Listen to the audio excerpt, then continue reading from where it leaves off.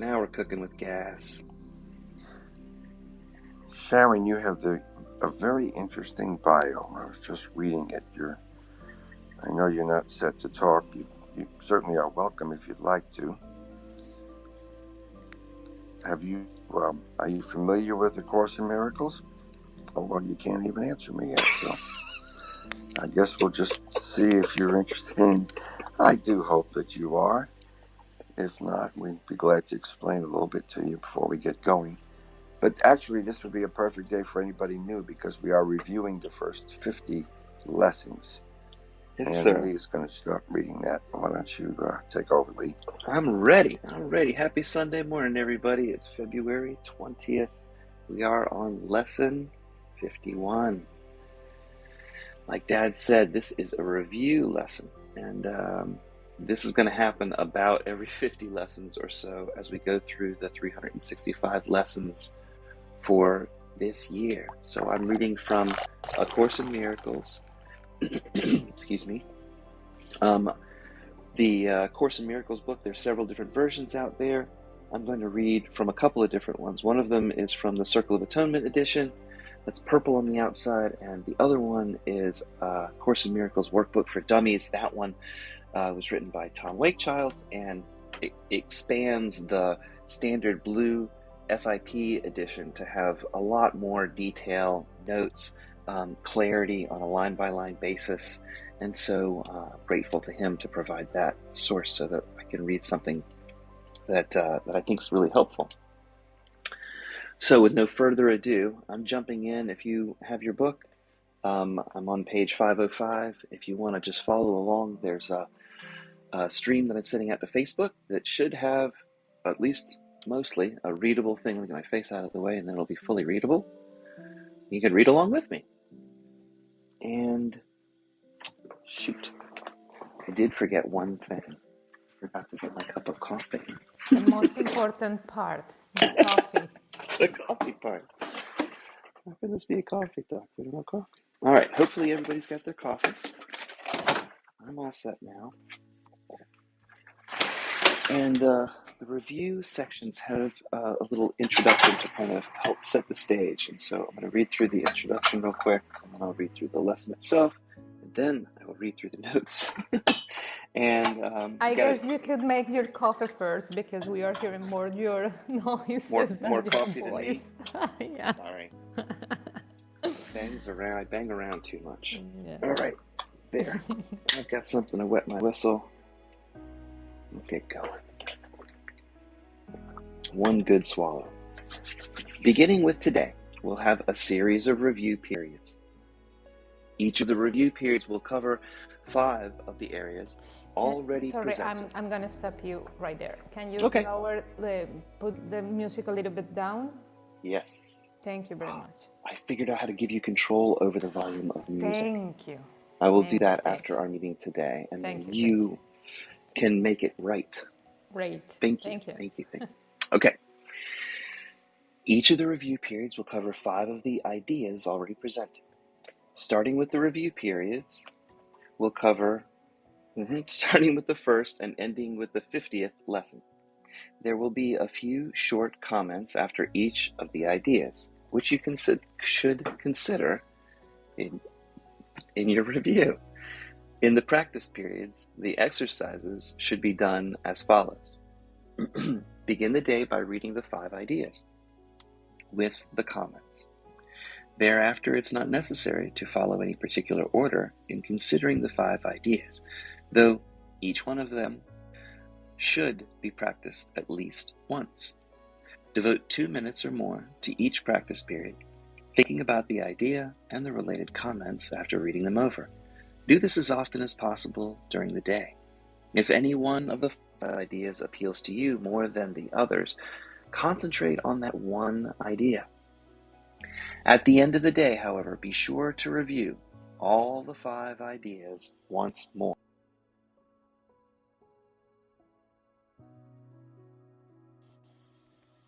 It is not necessary to cover the comments that follow each idea, either literally or thoroughly, in the practice periods. Try, rather, to emphasize the central point and think about it as part of your review.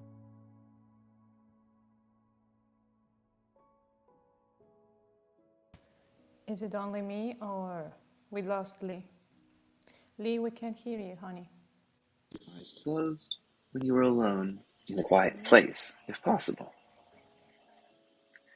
Having your eyes closed and being in a quiet place is emphasized for practice periods at your stage of learning.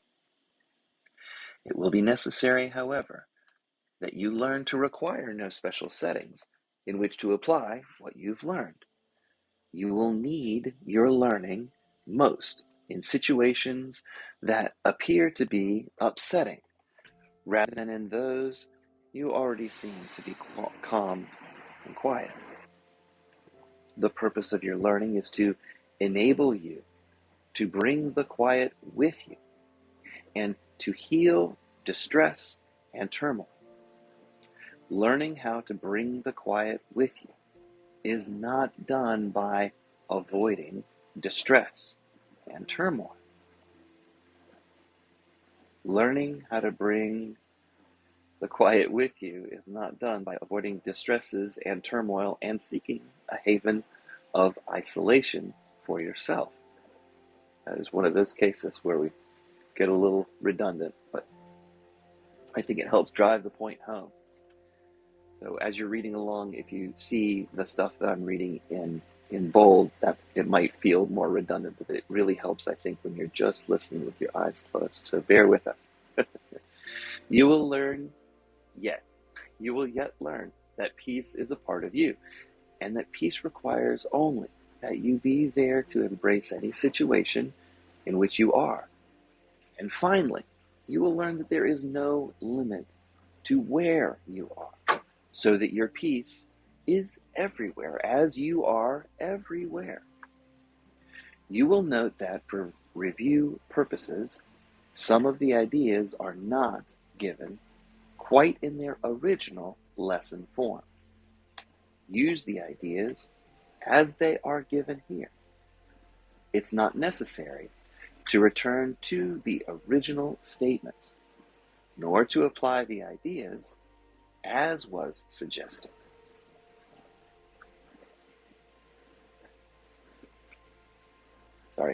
Nor to apply the ideas as was suggested in the original lesson.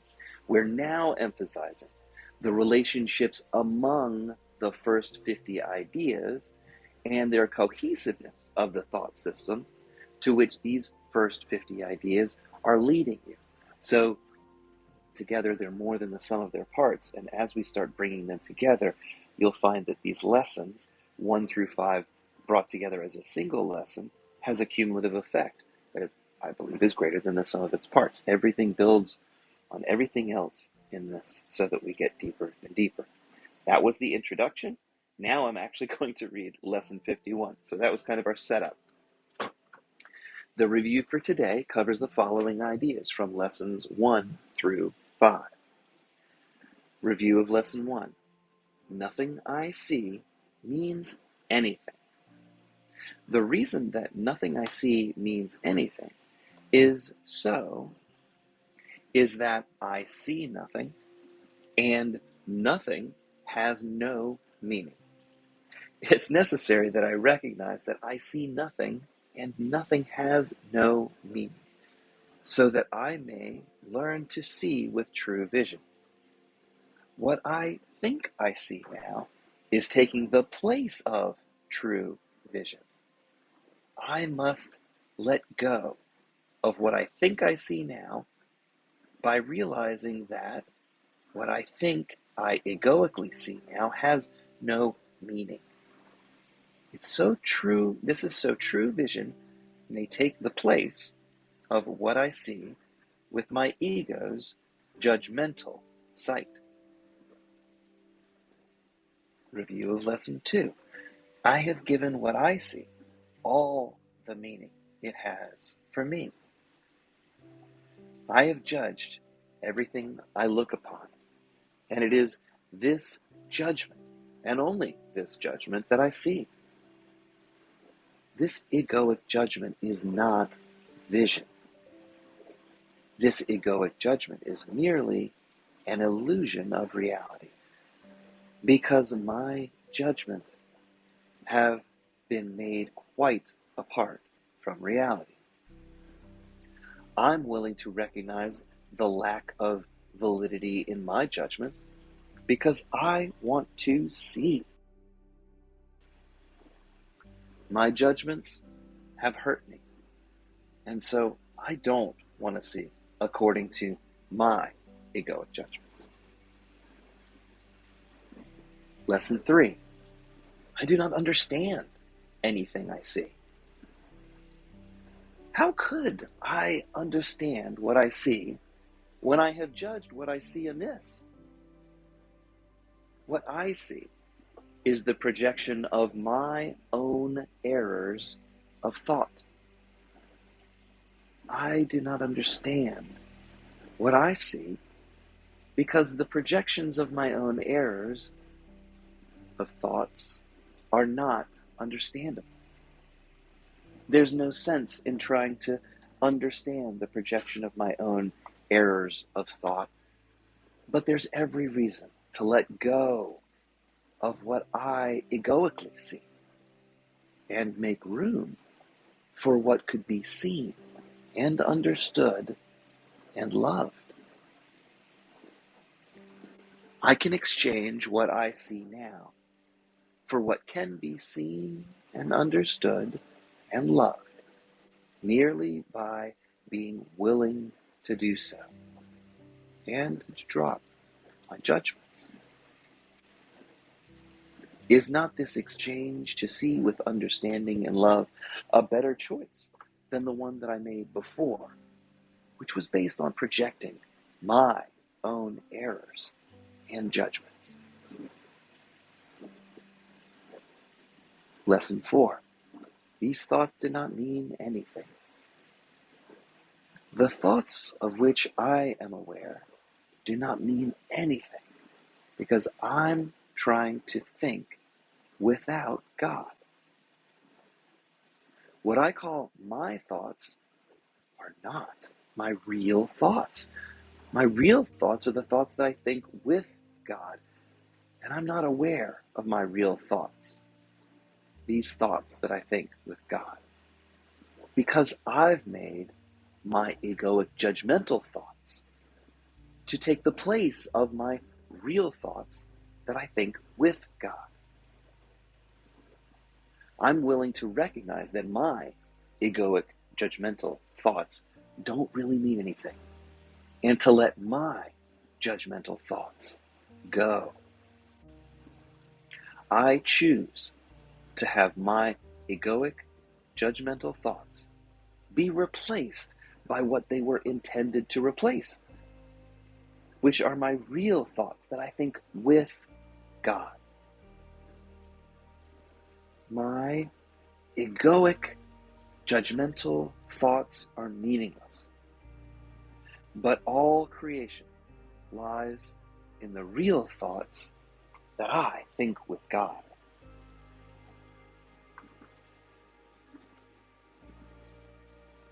Lesson 5. I am never upset for the reason that I think. I'm never upset for the reason I think because I'm constantly trying to justify my egoic thoughts. I'm constantly trying to make my egoic thoughts the truth. Trying to make myself right. I make all things my enemies, so my anger is justified, and my attacks are warranted. I have not realized how much I have misused everything I see by assigning this role of enemies to everything that I see.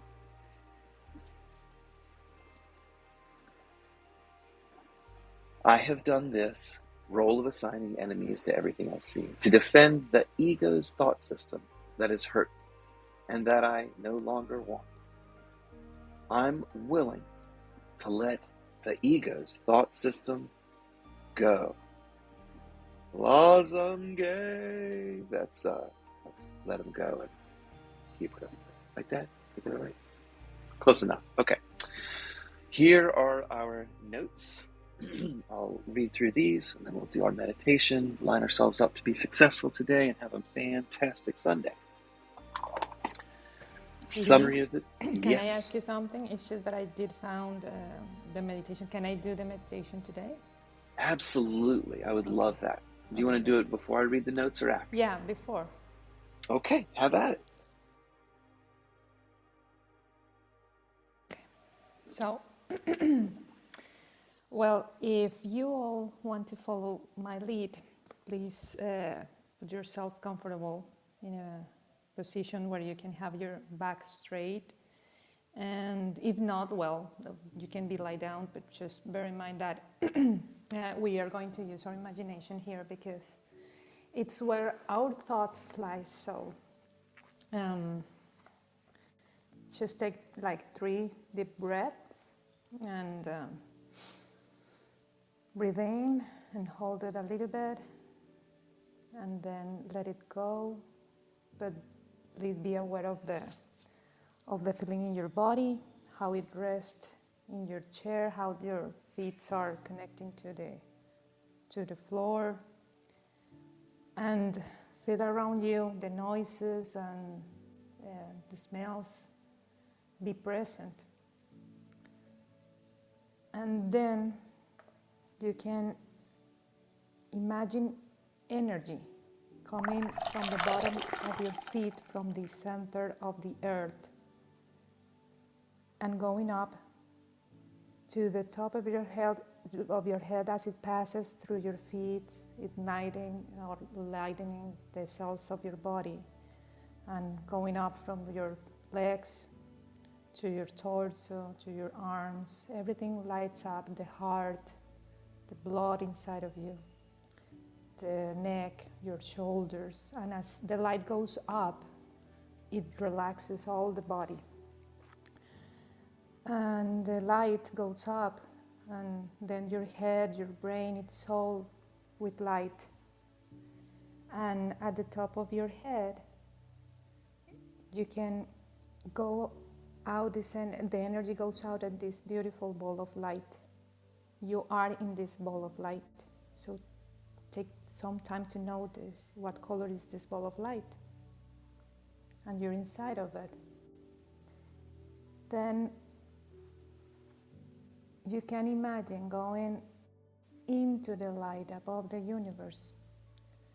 You now go up and you see yourself above in the sky, looking around you, all the city around you. You go up and you now can see the earth outside, you can see the space outside. You go above the universe, and it is a big beautiful light, like another kind of sparkling light. And then you go up and up.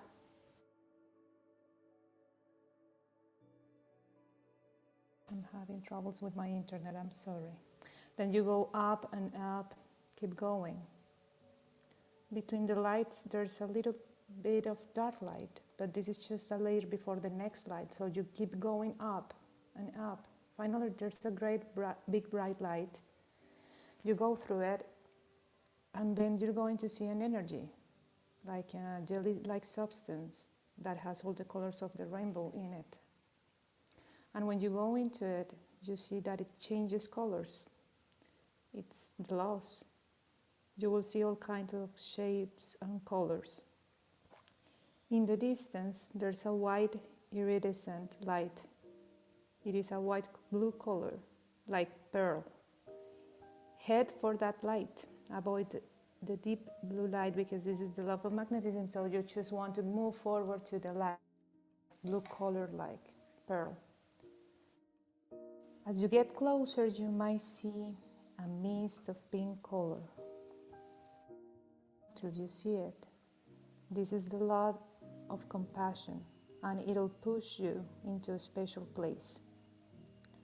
You will see that the pearlescent light is the shape of a rectangle, like a window. This window is really the opening of this last step. Now you go through it, go deep within it, see a deep whitish glow go through your body. Feel it. It feels light, but it has essence. Now you can feel it going through you. It's as if you can no longer feel the separation between your own body and this energy. And it's all white around you. Everything is white. Everything is. And you become all that is. So don't worry, your body will not disappear. It will become perfect and healthy. Remember that it's just energy here, not people or things. If you see people, you higher until you see only this bright light and you can feel this essence. So when you're there and you are able to see the entire surroundings being just bright, you can now place yourself in some place beautiful in nature, full of trees. And then you walk through that kind of place and you will see a waterfall. Then you will go into this waterfall and you will take a moment to shower yourself, to rinse all your worries. Let the water rinse all your worries and your sorrows. And if you have any stress around, water cleanse it, and this water will take everything away. Feel the sense of the water going from your head to the feet,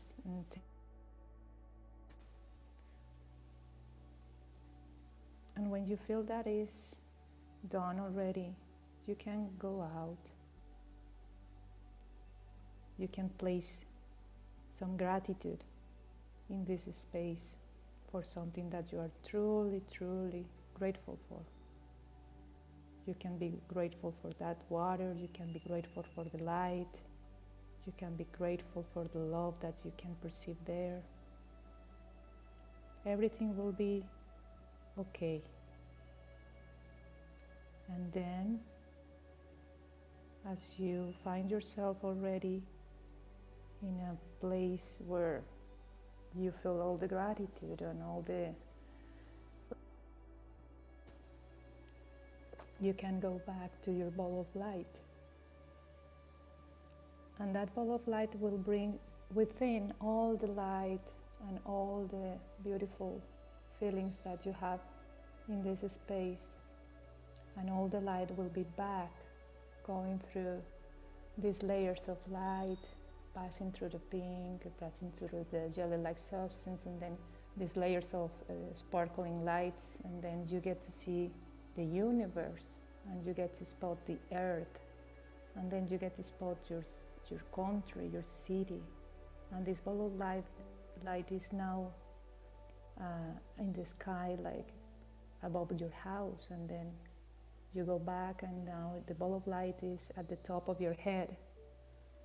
And then the light just releases itself, going through the top of your head, igniting again, enlightening all the cells of your body with this beautiful, beautiful experience that you have.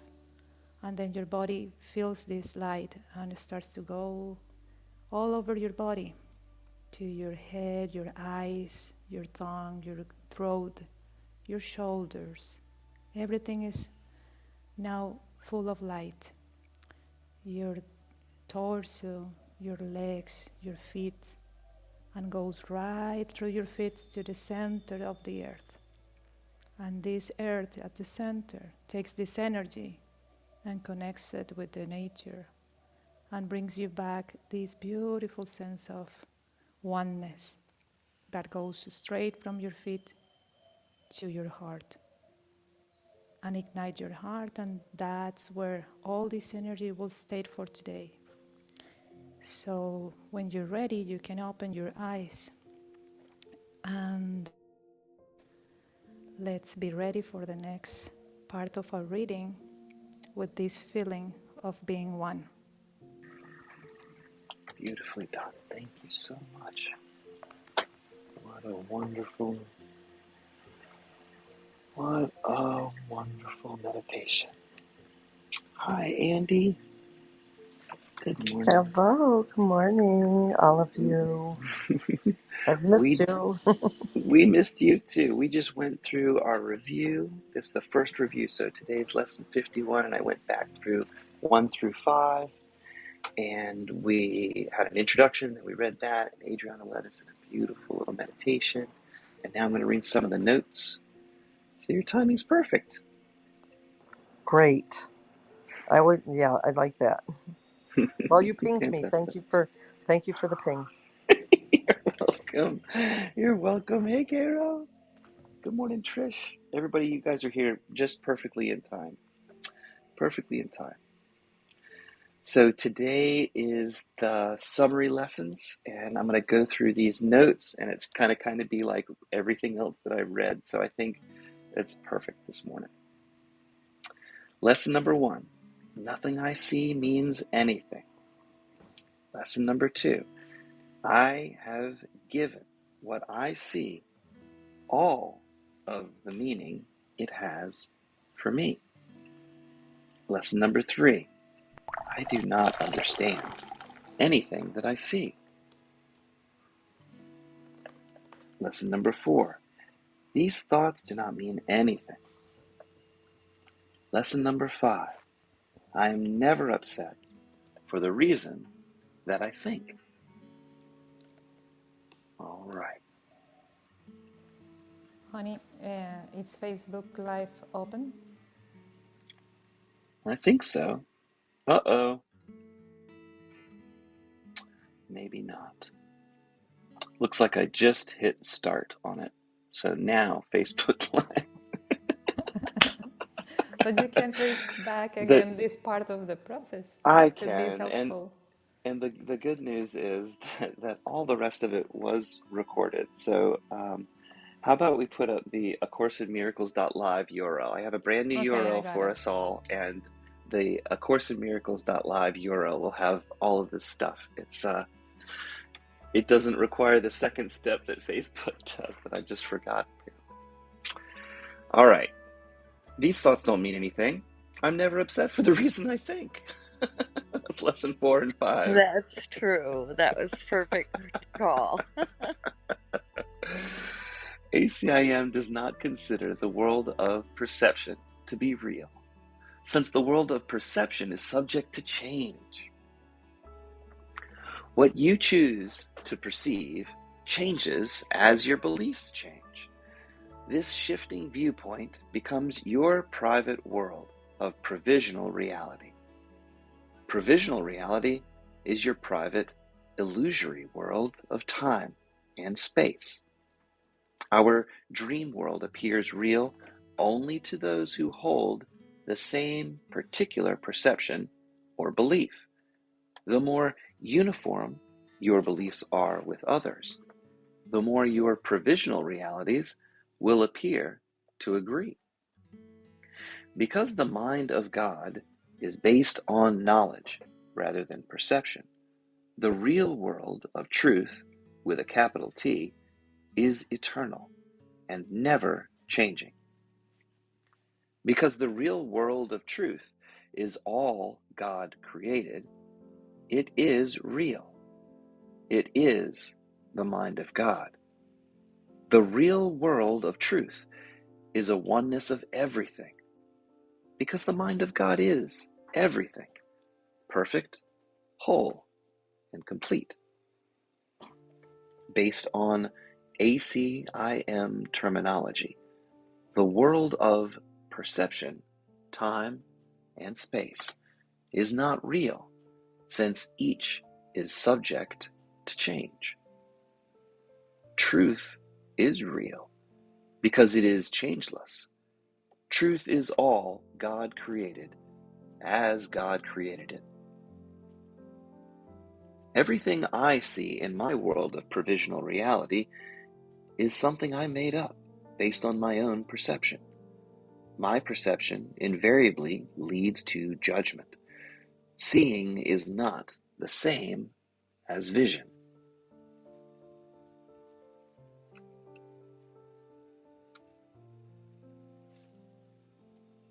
Judgments further color my dream world of provisional reality.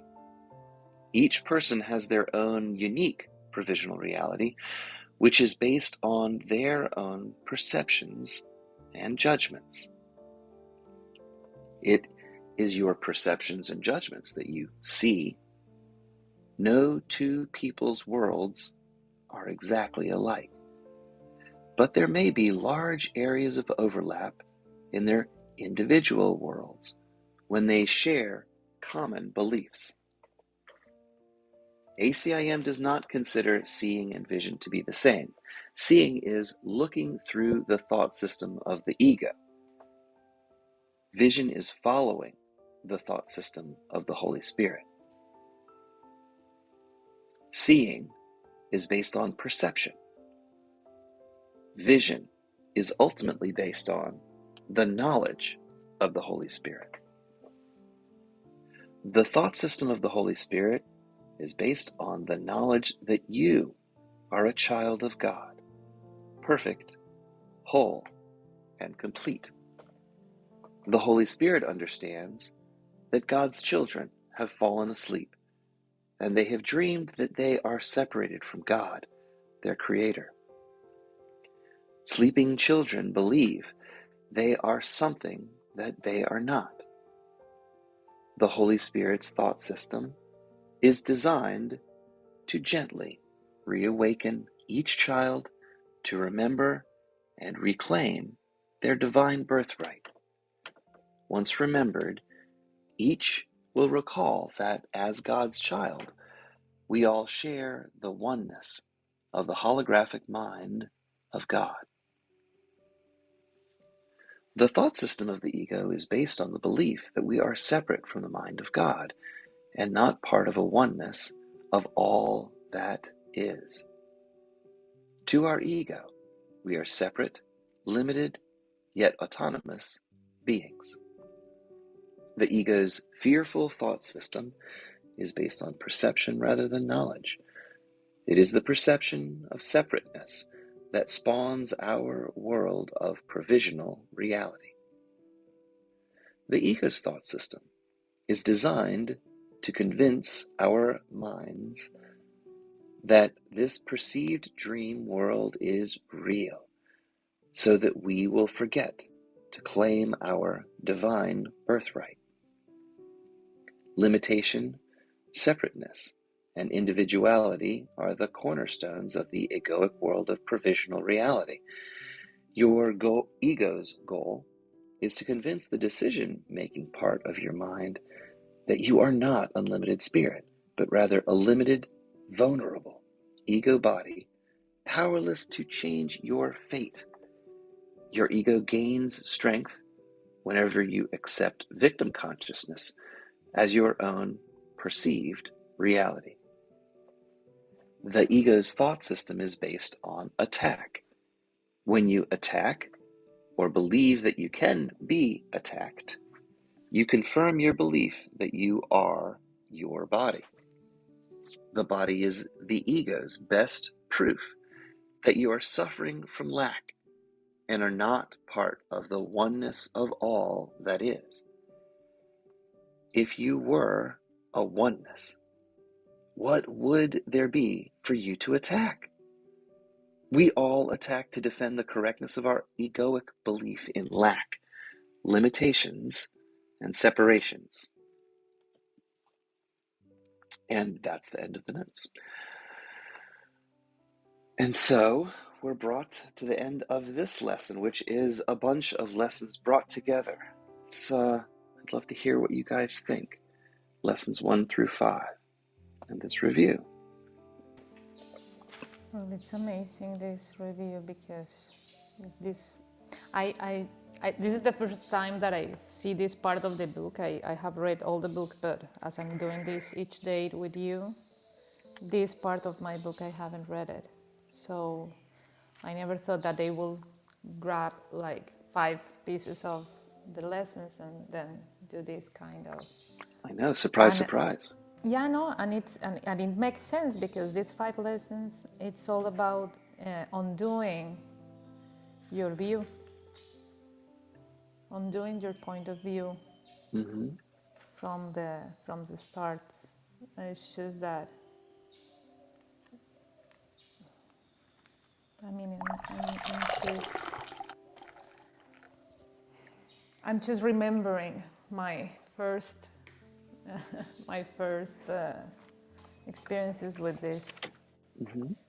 and having that idea, the first idea that I got. I mean, I don't know if everybody remembers how the book came into their lives, but for me it was really like these 5 lessons in one. When the book came into my life, and this friend told me, no, you haven't understand, Adriana, your father didn't die. Your father is you. And my mind was really like, what? Yeah, that's true. I'm so dumb. I had been dealing with this conflict all along outside of me. And in my mind, it's just that the information has been always there for some reason to me to understand this new concept of life. And with that like first like spark goes into your mind, it really changes your point of view. It will really help you to change your point of view on things. So these 5 lessons all took me back to that moment in my life where the course appeared to me and said this to me. And my mind really was just like blown away, and That's everything nice. started to change in my life since then, since May last year, in fact. And the and the thought process that I have now is so different, and so like it's like really like another Adriana, another new Adriana. So these 5 lessons for me represent that point in my life when the book appeared and said, no, no, no, you are getting this all backwards. No, no, no. Mm. It's all you. There's no death. Your father has always been with you because you are your father. That is the So truth. The reason that the uh, exercises, especially if you're new to the course and new to some of these ideas, are so nonsensical or difficult to understand or make sense of, especially in the beginning, is because for most people, the whole concept of the physical world being something that's not quote unquote real is nonsensical. We've been told that everything outside of ourselves, especially physicality, is what is real. So, uh, whenever you first encounter these exercises and they're saying that the physical world is not uh, real from the standpoint that it's really a a world of perception, which means that we take what we see and filter it through our belief system, and that becomes what we project. So we've got different colored glasses on that tinges everything that we see. So that's a totally foreign concept to the way we've been brought up to think. So for most people, when they encounter the course and the beginning lessons, uh, it's does it make any sense? So the notes throughout the workbook lessons are trying to uh, provide some more, I'll say, deeper understanding and start correcting what we've been brought up to believe is true. And since we've now gone through the first 50 workbook lessons, we've seen a uh, evolution where at first the course said just do these exercises. You don't have to believe them. You just do them and say that the world is meaningless. This pencil doesn't mean anything. This I've given everything, all the meaning to this thing that I see, be it a picture or be it a person. I've given all the meaning to it from my own beliefs.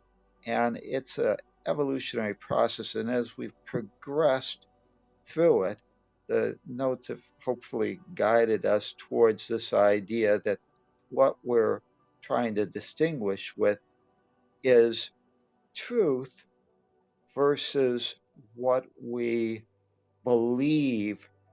And our belief system is based on the indoctrination that we've received, the assumptions we have about ourselves, the decisions that we've made in the past, and we tend to bring that forward. The Course in Miracles is mind training. It's trying to help us first become aware that there might be a different way of seeing things, which is what those first 50 lessons are bringing us to. Eventually, it's saying, what I really want is to see the truth. What I really want is to use the mind of God and start looking beyond form. And so now we can look back and we can see that progression. And these review lessons will, uh, the reason why they've somewhat modified than the original is because now we have those first 50 and we've got that learning experience. So what we want to realize is that we have the ability based on experiences, and hopefully the first 50 has told us that whenever I look at my hand and I see and I say and label it an ugly hand or a helpful hand, how I perceive it is totally different. And so now we have hopefully realized that our thoughts have the ability to impact how we view our world. Thank you. Oh my goodness, thank you so much for giving us that like summary like so concisely and so right to the point. I really appreciated that. Absolutely appreciated that. So thanks.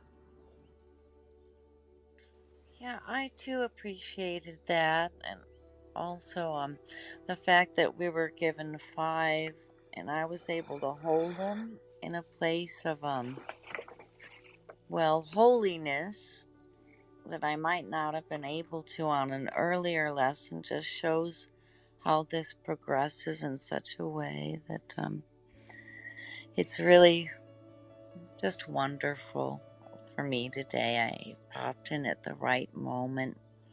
And at first, when there were going to be five, I thought, oh, this mind won't be able to hold all that. But instead, it was just exactly ready at that moment in time to hold all of it together from the perspective of God.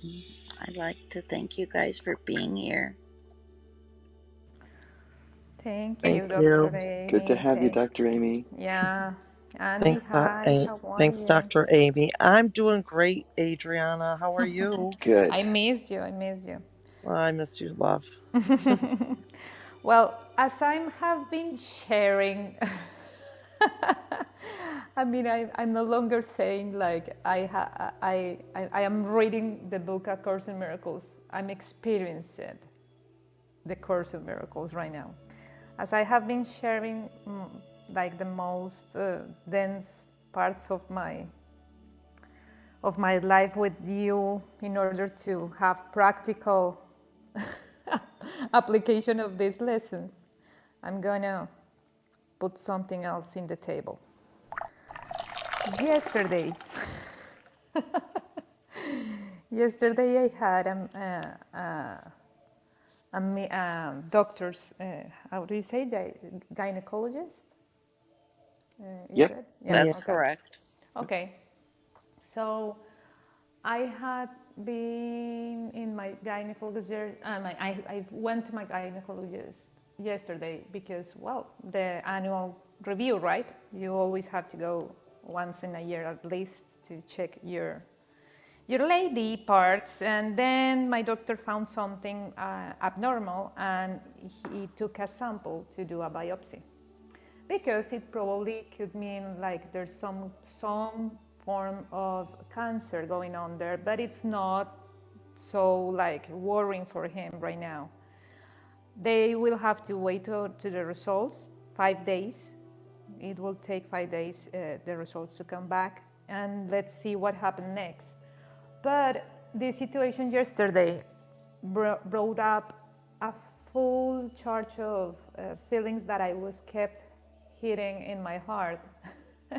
It's funny, really, because this this book is a full adventure. It's a journey. And it is totally like non-theoretical practice. It's just a full practice of concepts. And yesterday I was having this kind of thoughts in my mind, like, oh my God, this is the third time in my life that I have to deal with some kind of cancer, not within my body only, but my mom's side. My mom had cancer, and she lost like 50% of her left breast, and she took like 5 years of therapy, and she's all right now. She's out of this situation. But all the entire circumstance when she was diagnosed, and I was already in Mexico, I just began my another new job in Mexico when this happened. It was really like,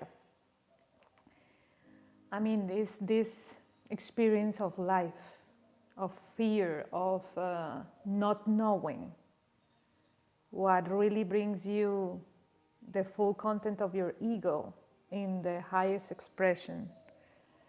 And as now I'm a Course in Miracles student, yesterday I was just observing my thoughts and letting my feelings come through me. And of course I was worried, sad, and I was just letting myself be with these emotions, because I don't know yet what is happening, but it seems like something is happening.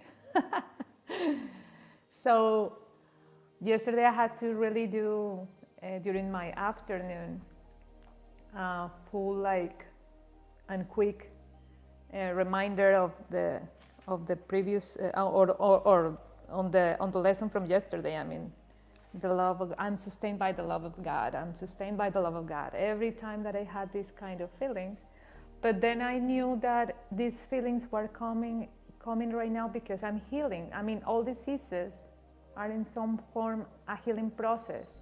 The body helps you to have this experience of sickness because you are being in this ease in some form in your life.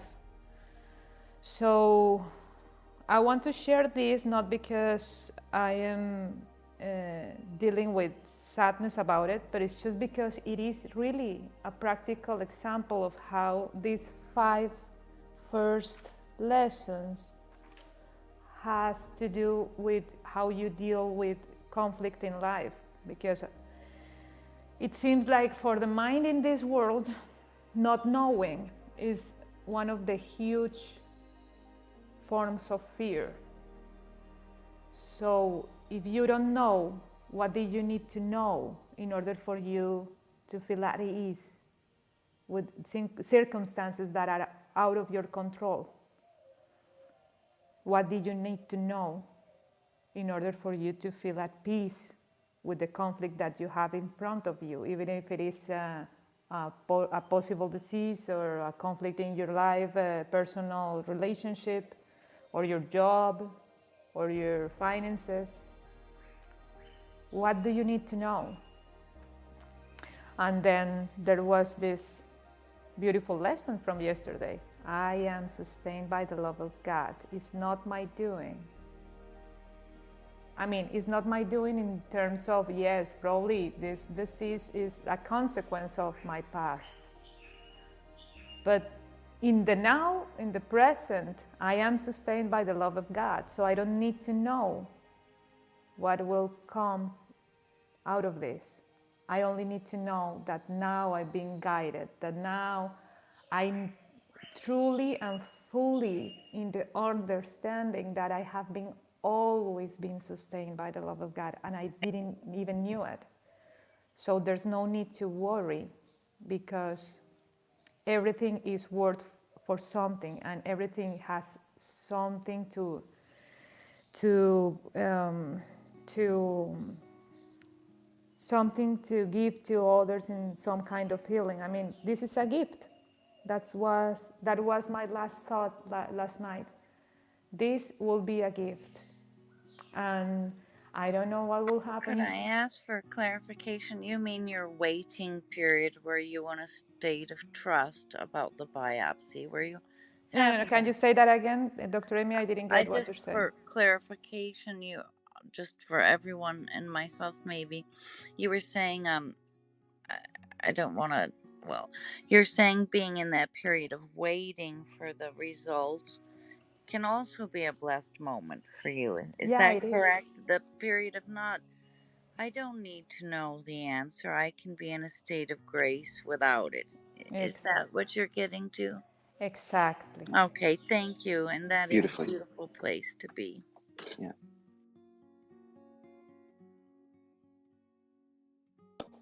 I definitely agree. That But it's is a where we want to hard be. place to be It's a hard place to sometimes. stay there, isn't it? Yes, yes. Worry tends to make me want to pick up and worry about it and mess with it, and it's hard to leave it in God's hands and trust that it's going to be okay.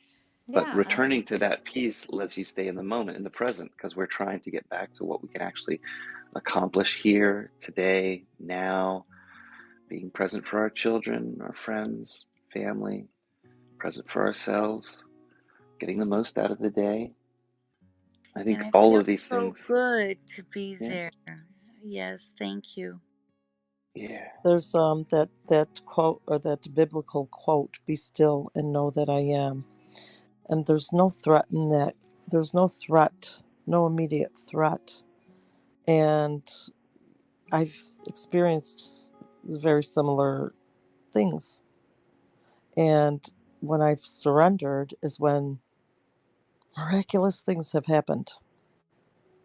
When I just surrendered to, really just surrendered it, because I couldn't fight it anymore, because that was conflict, and that was how I felt like I was fighting to survive. And when I surrendered, everything went smooth and easy, and it was resolved. It was that miraculous. So yeah, be still and know that I am. It's one of my go-tos, that's for sure. yeah, and in fact, all I can think of yesterday was that, and that all my fear of cancer, it wasn't in the now, it was all the content from the past that wasn't resolved in some form in my feelings. It's like when I share the part of my life with the babies that I lost, when Mary said, "Yeah, you need to do some kind of," I don't know how she put it. She used like a term or something that she said like this emotional release needs to be done in order for your body to feel really at peace with whatever you have, with whatever decisions you have made. So for me yesterday was like that, was like, yeah, now the content of this part of my life is going forward, because it's now to let go that sorrow that I had in the past. It's like forgiving cancer, even though I don't know if I had it or no. It's just like forgiving cancer. So it was a funny day yesterday, because in the morning I was with this huge realization that, oh yes, I have always been sustained by the love of God. Now I can see it clearly, and now I know that the decision that I'm going to make moving forward with my life, it's all good, and everything is good. And then I go to the doctor's appointment, and I went back home like feeling like, oh my God, what is going on? I don't know if you know what, you But it have, was, well, you have an opportunity now. yeah, to Um, practice. yeah, exactly right. And yes, and I think that every time that opportunity comes, it's actually like, and I don't know if I created it, brought it to myself, probably, I don't know. Yeah, that's the stuff that's the stuff that we're trying to understand, I guess. But anyway, it's an opportunity that to see yourself on the other side, and to see how you got there was to do nothing but trust and surrender, and then it's just a really crazy experience when it happens, because we think we have to control everything, right? And then, yeah, so I had a similar thing, test result, and I just said, well, you know even that would bring me some type of liberation, probably, so let me just stay here and just see what happens. And they said, well, just come back in a few months, sometimes we see this. And they tested again and they didn't see it again. So Yeah, that's sometimes why. yeah. But I understand what you're saying about the past, like having that past. We do. I have like a past memory, which isn't really valid anymore now that I know about illusion. But those do seem to have had some repercussions in my now. You know what I mean? My experience now. And I can undo them still now they're coming up. They're surfacing now so that they can be undone, because we held the past somehow. So I really love that opportunity. Yeah, it's like the Maybe book. your perspective has shifted, and that's why you put it so perfectly, Andy. I can't say it again as well as you did, but whatever happened in your past, you don't even have to work at it now, because I think you used the word come undone, but it was perfectly said.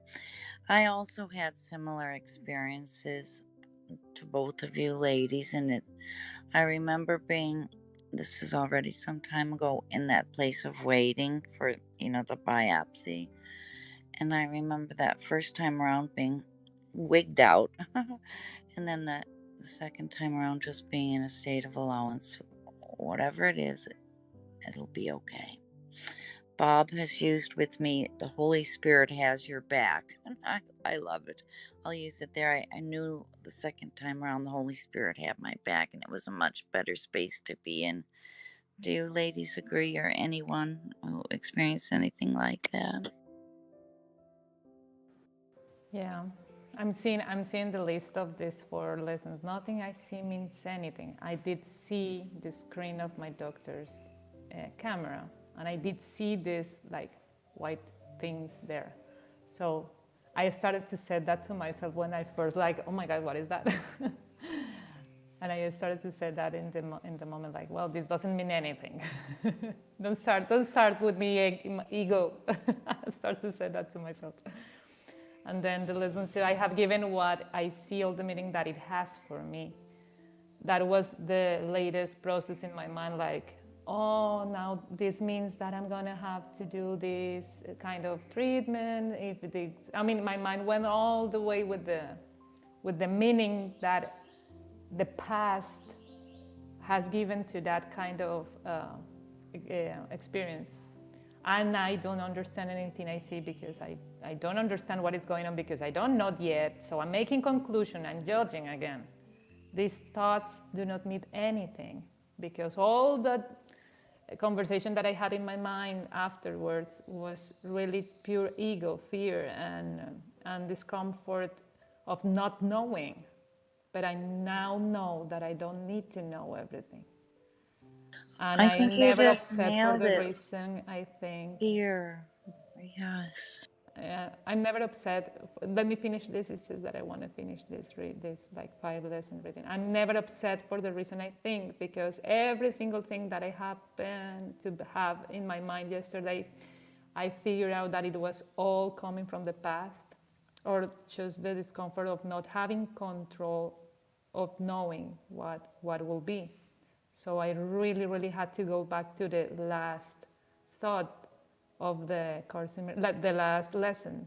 Like I am sustained by the love of God. That's all that my mind needs to know right now. So learning how to bring quiet with you. This is something that I just remember from the reading today. Learning how to bring quiet with you is not done by avoiding distress or turmoil and seeking isolation. So you don't need to be completely isolated and not having experiences in your life to practice this. You can have this practice whether if you have this kind of situations or conflicts or see news, for example, that give you some kind of discomfort. So you don't need to be alone in the woods to feel the energy of God, because God is within you. So you need to let yourself be part of that distress and turmoil for a moment, only to understand that that is all just a point of view from a asleep person, that it's not longer asleep. So you can move. It's like going through duality to a semi-duality to go to non-duality. It's just a thought process that I'm experiencing right now, because this course really is an experience for me, not just a reading. So I'm sorry that I wanted to finish this sharing like that. Thank you very much. Helps to be complete. If there's anybody So, down in the yeah, audience I who I want wants have to come up, something. Oops. okay, that's It's okay. I'm just somebody gonna else just speaking. no. I'm not looking at Oh, my. go ahead. Go ahead, Janine. You sure, Go ahead, Janine. Carol? Let's put order. I guess it was Caro, Janine, and no, Dr. Amy had already shared, so could be probably Caro, Janine, and Dr. Amy. Are you okay with it? And then Tom, is that okay with you? Yes, please. Yes. Thank you, Okay. Adriana. Yes, cool. So, Adriana, good morning, everyone. I just wanted to say congratulations to you, Adriana, because this is the work. This is what happens. These are the circumstances of life, and this is the work. And the fact that you're here and you're in a good mood and you're laughing speaks of the work that you have been doing with A Course in Miracles and how much it has impacted you already. And I just wanted to congratulate you because it's not easy. I don't know if the guys here, the dudes, uh, have any idea of the kind of fear that something like this can cause women. But I also wanted to say that I've been in that particular situation as well as several of the ladies here, and it's likely that it's just some hormonal thing that is not that's a little bit of an alarm, but it's not in the end serious. So I just wanted to say that, and I will also say that I will keep you in my daily prayers, so that it'll turn out okay for you.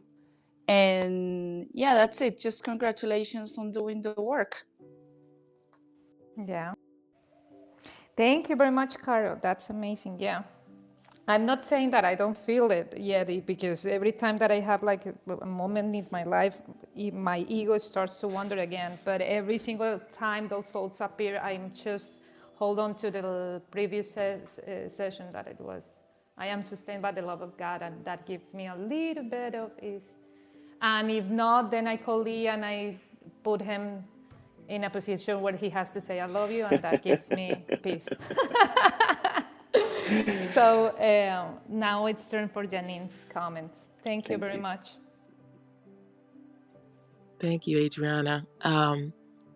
Yeah, I too have had that experience that you're going through. It's interesting how many women can relate to that, to the abnormal pap smear or biopsy.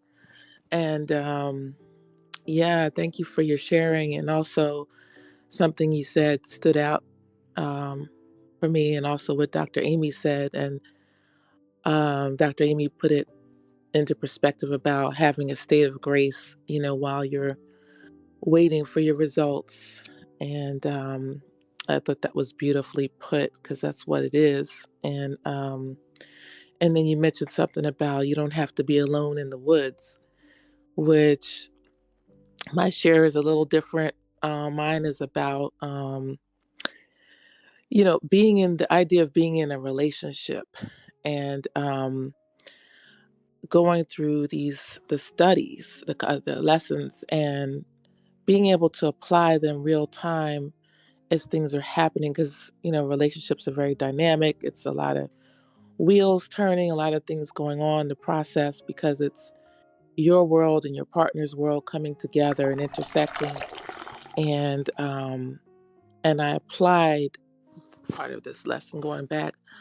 I don't know what anything is for, because my partner and I have a long history of being in and out of each other's lives, and it seems like now it's like the perfect storm in a way that's allowed us to get back together once again. And clearly the universe has something for us, and I have to apply. I don't know what anything is for, because once I start labeling and assuming I know and projecting and judging, then I insert problems into the relationship, because I'm creating things out of my ego, what I think I know. And I'm constantly going back to knowing that, the strength of God is in me, and the love of God. And that love of God is such a healing, transmuting um, energy, because it has the ability to just melt conflict and any kind of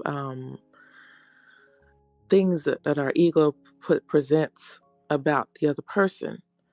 And I've been using it because I started to judge, because I started seeing certain things, and I'm like, oh, this must mean that, and he's this and he's that, and he's thinking this right now, and it's like, no, that doesn't mean that. I was able to see it and just be calm and be still and go into the space of love and patience. And sure enough, the next time I spoke with him or something, it didn't mean what I thought at all. It meant, something that I perceived that was going on. So, yet at the same time, I recognize we are one, we're each other's mirrors. But see things coming up in us that I'm going to rely on the Holy Spirit, trust God to take care of it, and heal it within us, within a relationship. And this ability to step back is such a big deal for me in relationships, because I realize that What a blessing. Yeah. I've That's done a awesome. lot of damage in the past in relationships, because I can see myself clearly where I just spun off on one little Oh, thought. but this is awesome, Janine. This is like, Yeah, yeah, yeah, seeing that and rising above it gives you so much control. well, Yeah, it makes it an educational kind of thing that you're going through rather than a personal thing you got to take, it's you in the know? surrender. It's so much in the Surrender, surrender to serenity. God. Yes. And while these things are going on, and also conveying my thoughts to my partner, and sharing it with him, instead of going within and coming up with my own stories, to allow us to work on it together, to bring it out into the light. And when I say some of these things, he actually resonates with them. If I mention a lesson, he's like, oh yeah, because he's not studied in the way I am. Has a strong faith in God, but it's just very natural. It As just long as you're comes. getting feedback, that's wonderful. The reflection back is great. It is wonderful. Yeah, And yet I still struggle every day mm, sometimes. So, yeah, I just need to recognize it all as, and just trust God. And that's what it comes back to. And yeah. but thank you for allowing me to share. Steps on a path. Good job. Who is next? Dr. Amy and then Tom. Thank you. Um, Well, I didn't know. Suddenly it was my turn, so just No, if you don't but have anything, we can I give. just feel that being in this state of grace, state of surrender, really is the place to be. And it happens with me now more and more often because I'm allowing it. I had to live through not allowing it in order to allow it. I guess that's kind of my message. I had to keep doing that to myself until I'm in a place of allowance much more often, and actually coming into this room at that right moment when I did for myself was perfect timing. It helped me to once again stand in a state of allowance of what is. I'd like to thank everyone here for that. And it's just dynamic and loving, and I wanted to say thank you. You know what? I would like to say that all of the things that we put ourselves through just to hear this or just to grasp this truth is kudos to us. Kudos to us to put ourselves through so much anguish just to find the truth. Because, some people don't have the courage to even put themselves through anguish. They will bow out before. They don't have the courage, but the courage to go through this is what will find the other side. And boy, you all, I'm sure, I think that we're all probably have some commonality here where we've put ourselves through some really tough shit just to come to this place. And I think it's really great that we did. I think it made us stronger. I think it's really, really great. And these opportunities, they're great. I see such adventure and such. Now I even try to look for look for shit, and and now I'm not looking for it at the same time. Yeah. But it is true. We've done it. We've done it. We can pat ourselves on the back for all the crap and all the misunderstandings because we didn't bow out. We had this love that sustained us. We still had this love that sustained us that we didn't recognize at the time, but now I recognize it was the greatest love, which is within ourselves, the God within us, and ourself. We absolutely do. Otherwise, we would not sustain. So, or put ourselves through these things to find this place. It sounds weird, but it's actually very strong. We're very strong, strong, strong souls here. Andy, you said putting ourselves through these things, which is very interesting, because, and I like the idea of looking at things with a sense of adventure. And also, I like the idea of expecting good. And I heard that somewhere. Just expect good. And, but what you had said about we put ourselves through these things, and I had the feeling that when I met my current partner, it just felt like synchronicities in the universe. Like I said, oh, the universe is bringing us together. So, and no, I'm not separate from the universe. So I guess in that way, maybe I guess I am putting myself through it to heal things maybe that we both need to be healed. I just don't understand it. Like I'm trying to see when I try to understand, now I'm getting back in my head. See how that goes with me. Well, I'm yeah, trying but to figure it out, and instead of just surrendering and allowing love to just work through us both, and continue to ask the Holy Spirit for guidance, and yeah, be in that surrender, and not be puzzled and questioning, oh, why is this happening? And yes, we have to question things because we have to obviously live each day, but sure. in the way of trying to control and figure it out all the time. And I'm learning to just Yeah, be present with opportunities and expect the good, and Let's and and let's not. give a space to Tom because I see Yes, I'm his sorry mic about flash. that. No. It's okay, Janine. Everything that you have said is really beautiful. So don't be sorry about that. It's Okay. that Tom is flashing Go. his mic. Thank you. Thanks. Go right ahead, Tom. Well, I think that Adriana's example is good for observational learning and also for personal experience, experiential learning. But fear arises anytime we believe we lack the creative ability to handle a given situation. Really arises when we get either of these two questions wrong. The first is, what am I? Am I the body, or with or without the body, do I still exist in my consciousness? The second is, what do I value and why? Uh, is there some, uh, am I an earner? Am I a learner? Do I need something outside myself to make me happy, or is it an internal thing?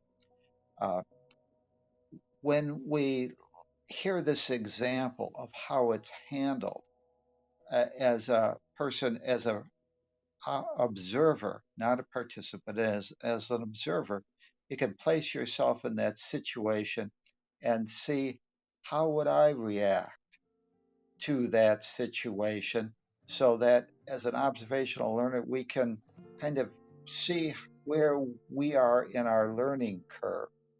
Uh, we often proclaim that, I'm a spiritual essence, but as Andy and other people have mentioned, this world is where we get to demonstrate and find out whether or not we truly believe that, and whether or not we get caught up in the idea that, even though I pay lip service to the idea that I still exist with or without a body, that in reality, I believe that I need a game token, a physical body, or I will cease to exist. So it's a good thing to look at just as an observational person and saying, how would I react?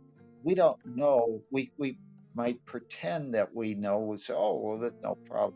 But until you really have that personal experience, which is what Adriana is, going through, and what a lot of the people mentioned have gone through in the past, you don't really know how you will react. That's what this world, this game board is for us to really test our principles and find out, really, do we believe those things, or are we just paying lip service?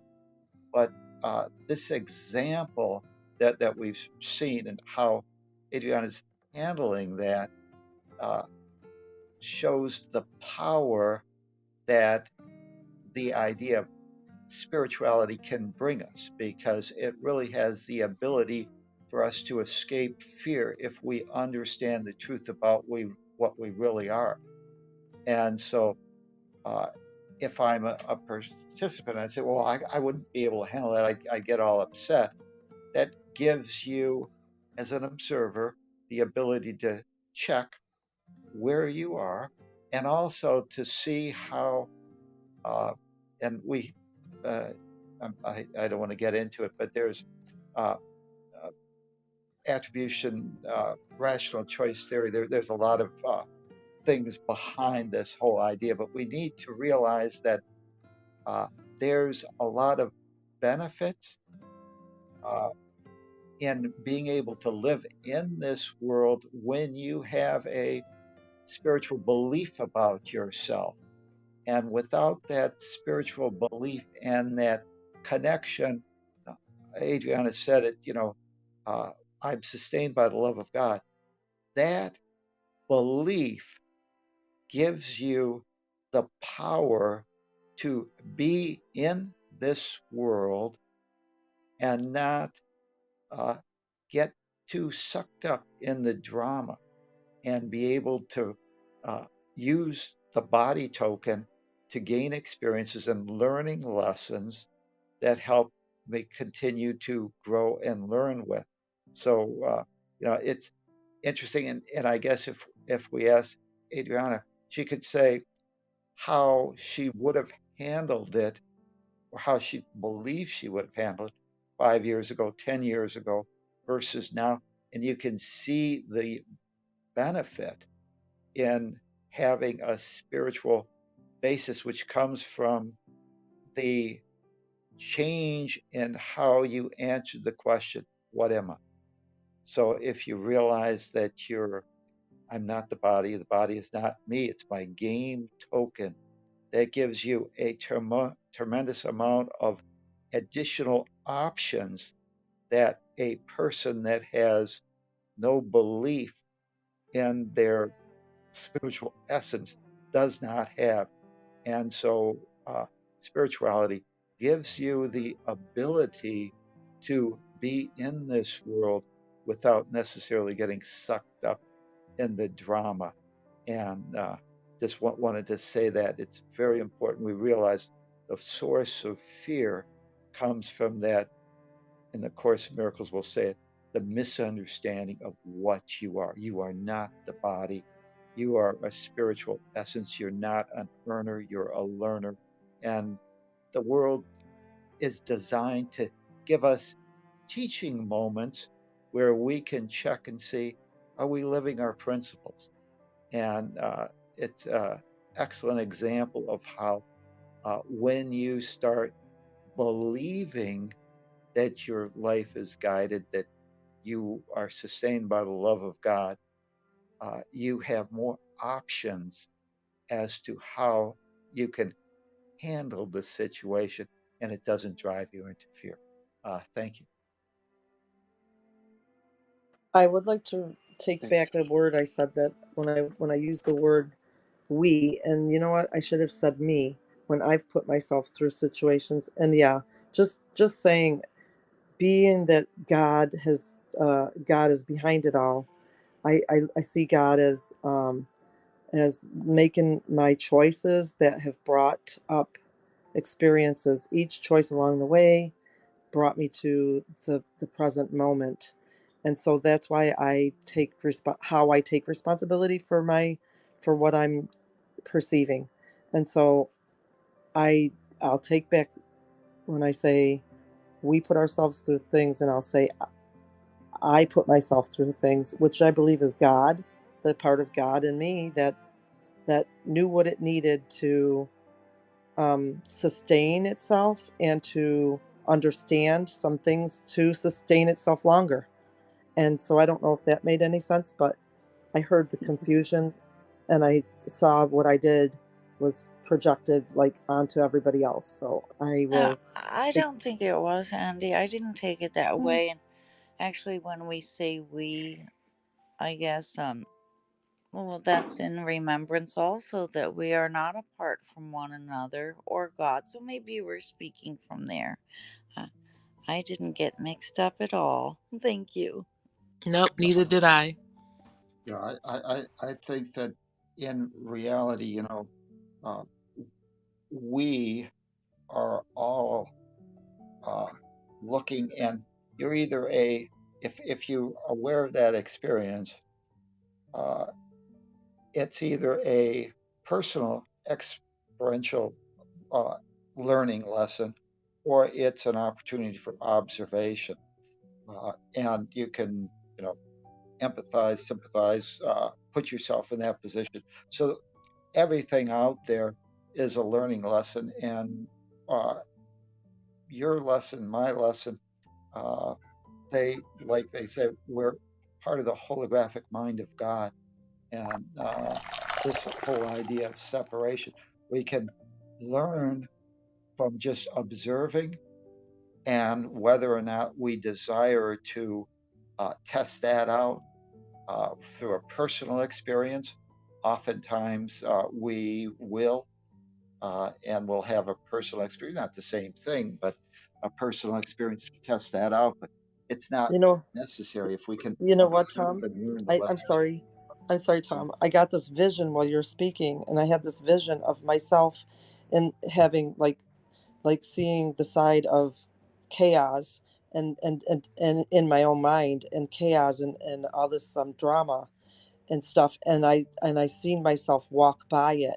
I didn't need to, excuse the language, fuck with it again, because it was like oh, I don't need to do that one again. I think I'm done. So while you're talking, I'm like, so I interrupted you. I apologize. But I was like having this whole vision because of something you said just before that. And then I saw this like, yeah, and now you're telling, and this is definitely what I'm trying to express as well, is that I have this bring these things up in my own mind, and I'm like, I could fuck with that, or I don't have to fuck with that. It's just up to me as to how do I have an understanding of that already, or can I walk right by it and say, oh, see ya, I don't need it. There it is. Well, I'm walking Let right it by it. float by like a Yeah, cloud.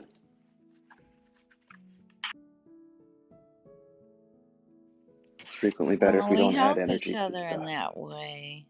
Like, I notice I'll want to say something, but instead I'll let it reckon within here. But yeah, just we help each other so much in just a little different intervals. Like, I'd like to thank you, Tom. I wasn't able to jump in, but yeah, I think we're all here to help each other and know that we're all belonging to the one source. And it's just, once again, beautiful. Thank you.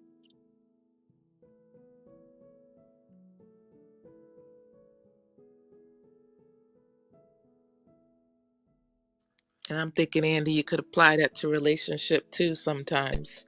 Like, do I need to mess with this again? Is this something that some kind of lesson I need to learn right now? And sometimes maybe it is. But I thank you for agree. that. I agree. One thing you can do is you can always trust that the curriculum will guide us and will test us on a big picture level. If we haven't absorbed the learning lesson, it'll reappear. Absolutely. Bigger That's and so bigger, true. and That's sometimes all. more painfully Uh, Yeah, and, until that's we all. pay That's all attention. is happening. That's Sherry? all what's uh, happening. and the other Very. thing, in regards to this is we need to realize, as Andy said, that uh, we have to give ourselves permission. Uh, the law of allowance is that we have to give ourselves permission to say, I've been there, done that. I've already learned that lesson. I don't need to repeat it. I can check that box off, lessons learned, so that I can move on to new learning experiences. So often we don't give ourselves permission, or we don't say, hey, that's a lesson that I've learned. And therefore, we still keep on testing ourselves and bringing that experience into our awareness. And we don't really have any more lessons to learn from it. We just have to forgive ourselves for having to go through that lesson so many times and now say, I've learned it. I We do not no have to argue longer with idiots need that anymore. lesson. I'm no longer going to. There's more important lessons to go on to. That's So right. give yourself permission to graduate from one lesson to the new thing, and there'll always be something new to learn. That's right. Thank you. Get that diploma. Take that That's right. diploma. You know what? I have to say that everything that you have speak about this thing of not repeating it, it really make a huge realization in me, because all my life has been about going back home or finding a place that I feel like home. And I have been going through 6 times in my life where I have to really rebuild everything from scratch. And that realization from yesterday's lessons, that I have been always supported by God all the way, had given me, it was like the beginning of the reversion of thoughts of the home. I mean, all the belief systems that I have about the home being outside of me, I now know that I am the home of love. And that's probably what this last piece of my experience about having a home, it's showing me. I mean, in the body, the representation of the home in terms of belief systems and the physicality of it, it's the womb. The womb of a woman, it's like the home, right?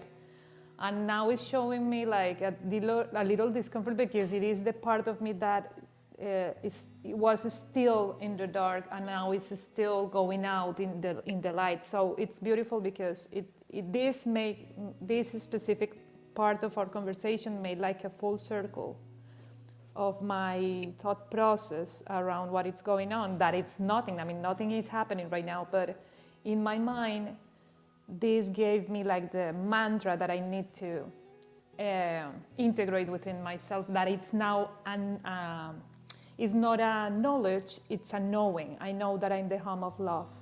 And as I'm the home of Nice. love, I can move whatever I want and I can do whatever I want because now I know that I am the love, the home of the love, and that will be projected afterwards. So I'm now in the now realizing that this is probably the meaning of all of this discomfort that I had yesterday. I am the home of love. So thank you very much, all of you, because you always help me in healing. Thanks, Adriana. Joe wanted to come up and speak, and buddy, you're welcome to come back up. I just tried to bring you up, but something went wrong. You can welcome to raise your hand again. I did want to weigh in on the cancer part. I have my own kind of personal experience more as a caretaker. The mother of my children has the BRCA gene mutation, and so her likelihood of breast cancer is about 60% for each breast. So she had a stage 4 mass at one point and went in for a 17-hour surgery where she had both breasts removed. Later on, a hysterectomy. That happened shortly after the birth of our son, which was kind of a miracle that we were able to have that happen before she had her ovaries removed. It was a tough time to go through, and the nuclear medicine saved her life, and who knows what else, but it's at least she's alive today and able to care for our kids. But that gene mutation means that there's a 50% chance that my daughter has it, and that she's going to have to go through the same kind of thing, and a heightened chance for my son too. So Well, there is cancer sucks. epigenetics, honey. There is epigenetics, and I think that maybe that's worth looking into a little bit. Absolutely willing to talk to Yeah. you about it after the meeting. Sure, no problem. Yeah, Never heard of sure. that one. Oh yeah, that's about belief. Actually, that's about the information that was generationally put into us, and that's why we follow. And this totally applies to A Course in Miracles. Tom probably can speak on that.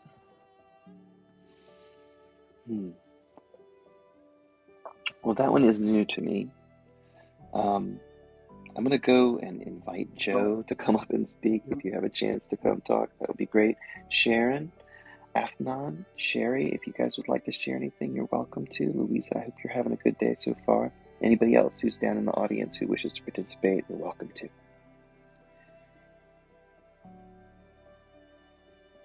Morning, everybody. Hi, Sherry. Afternoon, evening, depending on where you are. This room is always such a beautiful gift to me. And Tom, I cannot thank you enough for your book. I have been through the workbook and the Course in Miracles 3 times, but your book has really helped me bring it to life and take it in and apply it in a much deeper way. Not that I got something out of it the other times I did it, but I just wanted to thank you so much for that. And being able to come in and talk about our experiences about it instead of going through it,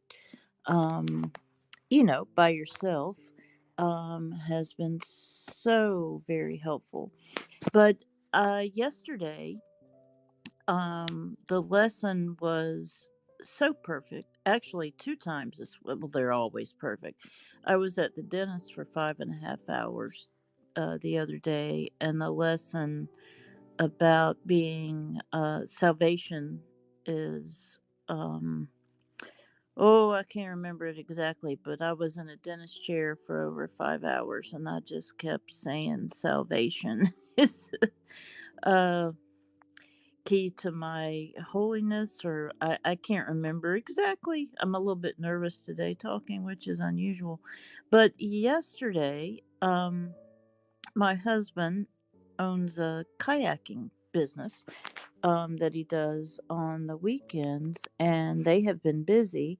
So for the fourth weekend in a row, I was at home with my by myself, including the three dogs, of course. And it's not unusual for me to spend a lot of time alone, and I was feeling lonely, and that is unusual. But the lesson yesterday, instead of wallowing in loneliness and poor me, I don't wallow much anymore, but once in a while loneliness will raise its head. And I immediately went to the lesson. It's like I am sustained by the love of God. And that's all I need. That's all I need. And it was a miracle. A Course in Miracles. Of course it was a miracle.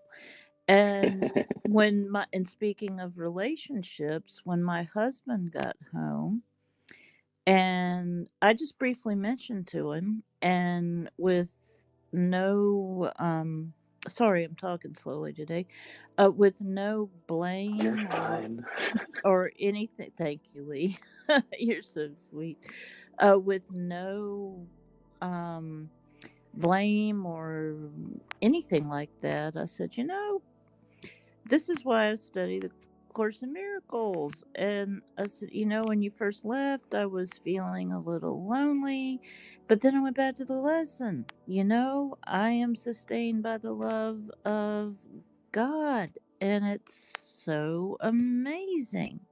So you being Doug, my husband, gave me an opportunity to apply what it is that I really know, instead of, as Tom just mentioned, just mouthing the words. It's like, do I want to live this, or do I just want to talk about it?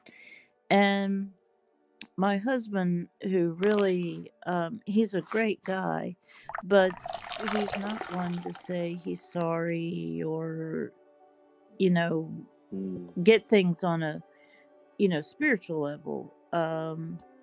He's an auto mechanic, and the real world is his thing right now. And he said, "I'm really sorry that you felt it that way." And I told him, I said, "There's no need for you to apologize. You were out doing what you committed to do, to take these people kayaking, and it gave me a great opportunity to live what it is that I truly know.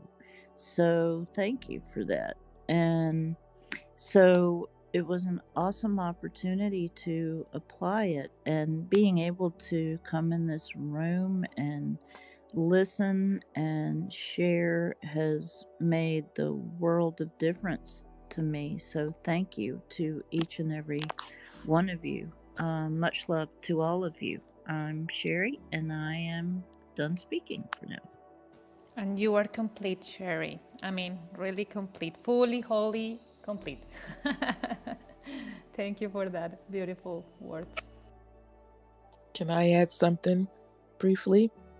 Of course, my friend, your voice is like this beautiful music I for my ears. So go on. I'm the brief Lee. You can be as long-winded as you want. thank you, Adriana and Lee. That was Sherry. Sherry, I needed to hear what you said about your husband, um, and how he gave you that opportunity to, connect with God that way, because it made me realize, you know, that's probably the opportunity I'm having with my partner. He's not my husband, but yeah, that really helped me. So thank you for sharing that. I just wanted to let you know that, because he's the type that's kind of he's a businessman. He fixes things too. He's like, very practical, more practical. And I would say not as not the way I am, but of course, the love is there. We love each other, but that helped me in that moment. So thank you for sharing that. So I could just see him in a loving light, and these opportunities that come up for us, it's an opportunity for me to get closer to God. That's the best light for our partners, for sure. A loving light. How nice. I'm going to go through these notes just real quick to refresh ourselves. It's about 8:30 on Sunday morning. I'm so grateful you guys are here with me. It's been about 2 hours since we started, so tomorrow we'll be back here at 6:30 in the morning. Adriana posted our link up at the top. I have a brand new URL, A Course in Miracles.live, that I got as part of the Streamlabs package. I'm kind of psyched about it. It's pretty neat. Straight URL with nothing behind it is always fun to have, and it looks like I'll be able to have our lesson posted there throughout the day. So when the recording's done, I'll point at the YouTube thing, and the replay will be there. And of course, it will be in the Facebook group. If I don't mess up like I did this morning, we have everything after the part that I read in the Facebook group this morning. But the full recording will be up here at the top at the A Course in Miracles.live URL. And I hope to see you tomorrow morning. And I'm really grateful you're here today. And we're going to hang out. There's no need to end it. I just wanted to give everybody a chance, if they have to go about their day at 8:30, to say goodbye and tell you to have a wonderful day.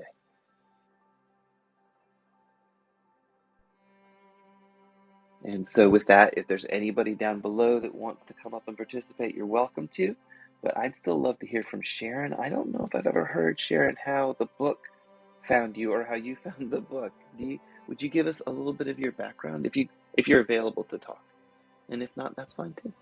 Great. Grand abundant rising, everyone. I actually didn't find the book. I've stumbled into your room a couple times.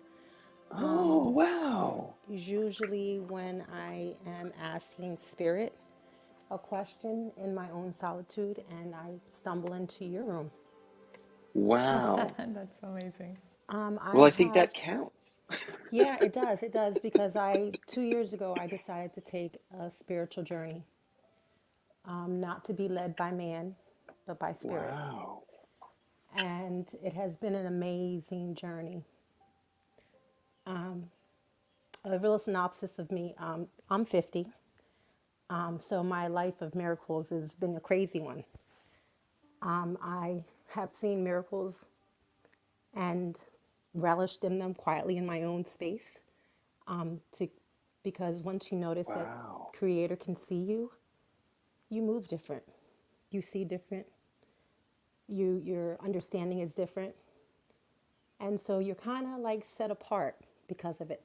And someone had mentioned about being lonely. There's never a moment of loneliness, for me at least. Life has been loud. I have a 30-year-old that was born with heart defects. I was only 19. What did I know? She is now 30 and gave me the best news on Valentine's Day that she is conceiving. Wow. So, Oh, that's Congratulations. so nice to hear. Congratulations. Oh, thank boy. you.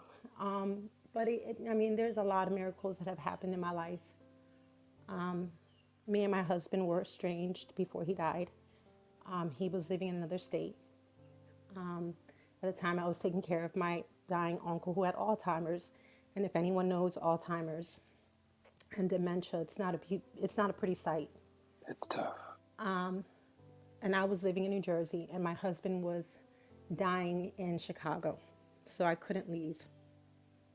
When my uncle died, 3 days later, I packed my children and we went to give our final goodbyes to my husband and their father. They told me he was brain dead. He was able to come through and speak my children's name. if anyone doesn't know what closure is, that's closure. That's a miracle to me. A couple days later,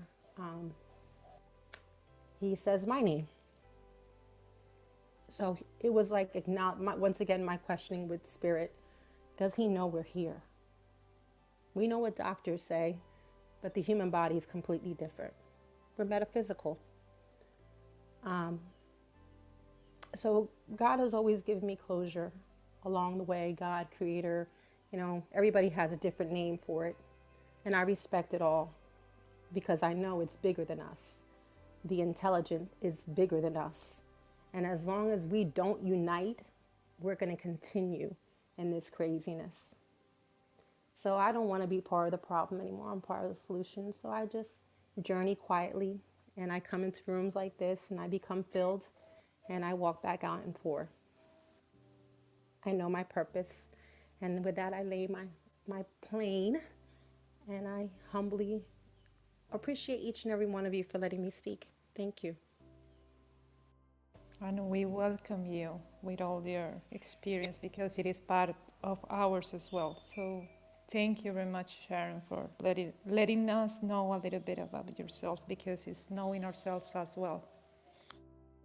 So I congratulate you in the new life that you are going to experience with your grandson, or granddaughter. So I really send all the love that I can have within me for you and your family to experience this in the highest possible way. Thank you. And I do accept that grandson because she needs a son to ground her because she is as flighty as can be. But thank you for that.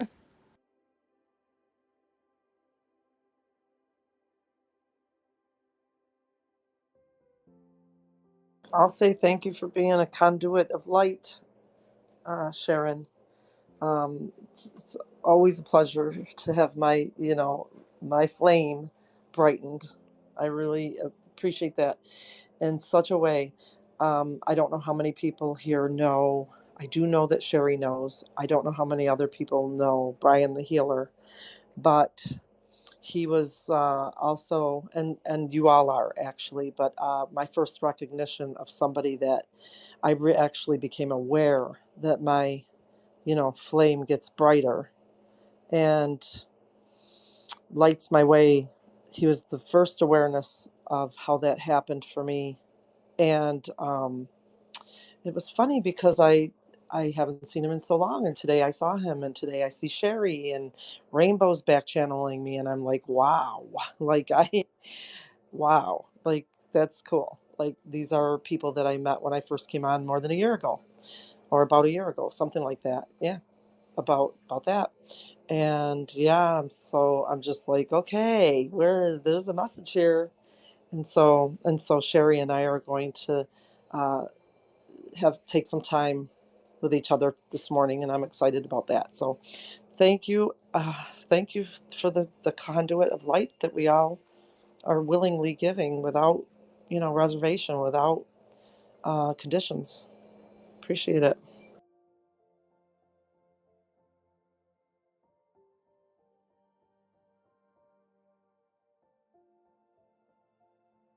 Well, Lee is right now in a call. I guess he is with Bob. That I'm seeing. I mean, I'm seeing them both on the screen in Zoom.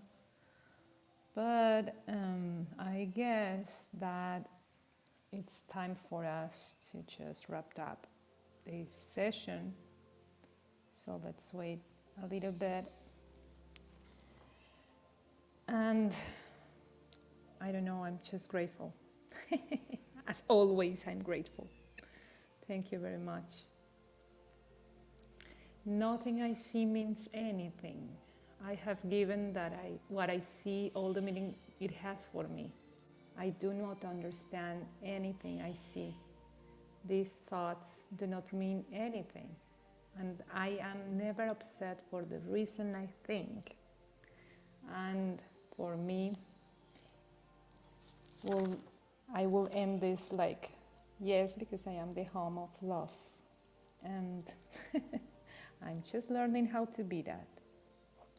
Thank you very much, everybody. Hi, Sean. I'm gonna bring you up if you want to speak. Joe, you want to speak as well? I see your hand raised, Joe. I send you. Hi, Joe. Welcome. You were trying to speak earlier, right? I think I hit the button by accident. Don't worry, but you're more than welcome to be here. And if you want to share something with us, how the book found you or you found the book, that will be That's what wonderful I to want to hear. know. Absolutely. Oh, how did I find Course in Miracles? Or how did it Yes. find you? Or just so we get a little bit of the background. And really welcome. Really glad you're here, man. Oh, hey, yeah, thank you. So yeah, it's kind of. You ever hear of Michael Beckwith? Yes, I don't know if you sir. ever. Oh, so I used to. I live in LA, and I used to go to that spiritual center, and I was really just walking through there one day, and I saw it and picked it up. So I probably have like 300 books, but for some reason that one jumped out at me, and I bought it. I brought it home, and I tried to read it, and it kind of made sense, but it didn't make sense. So I just put it on the That's how shelf, it was for me. and it sat on the shelf for like till like pretty much 2020, and then I think I had so much time at 2020 and the whole lockdown. I said, let me revisit it.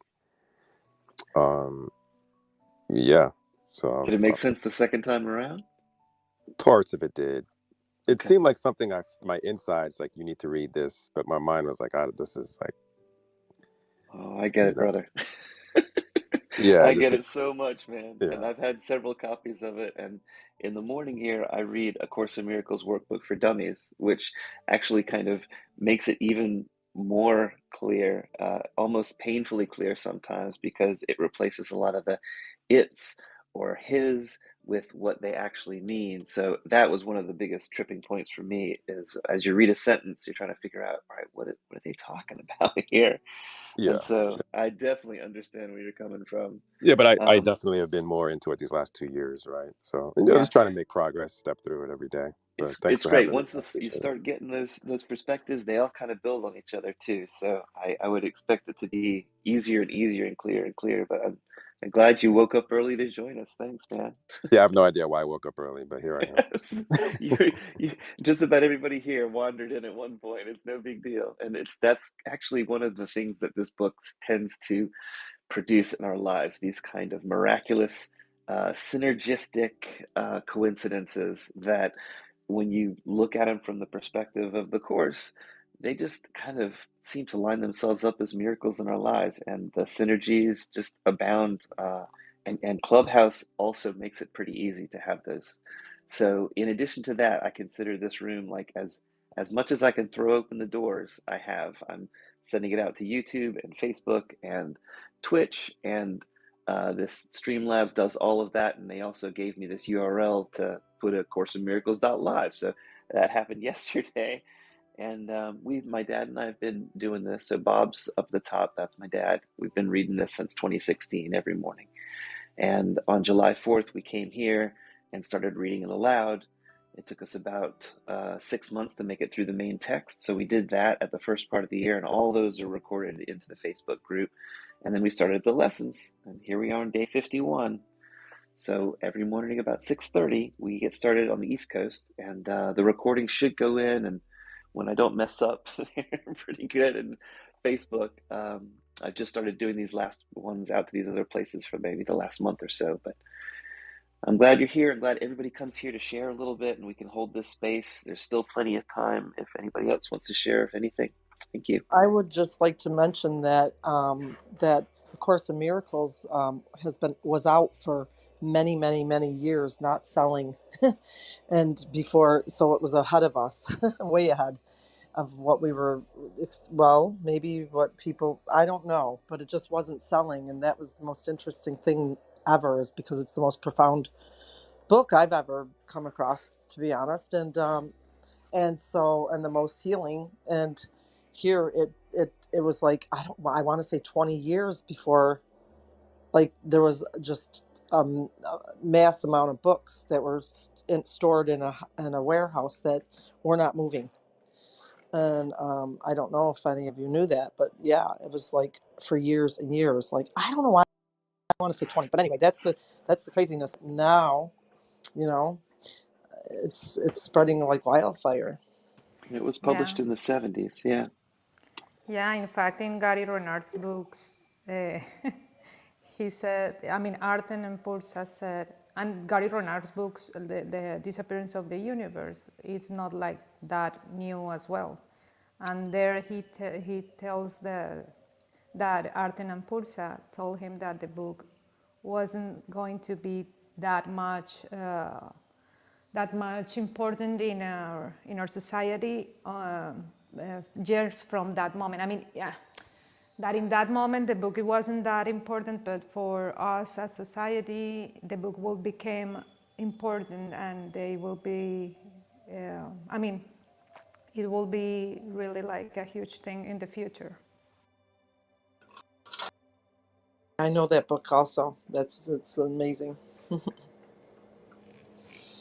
People aren't always ready for the truth, right? And the truth can feel fairly disturbing at first because we've built a whole bunch of But it's the entire consciousness. It's not that people is not ready. It's just that we all have been like getting ready to this in group. It's just that we don't recognize ourselves as one yet. So we are moving forward with this level of consciousness, and as we move forward with this, the book became also one big, huge tool to us to have. So we are more um, prone to find this kind of tools and be more uh, progressive in this kind of mindset.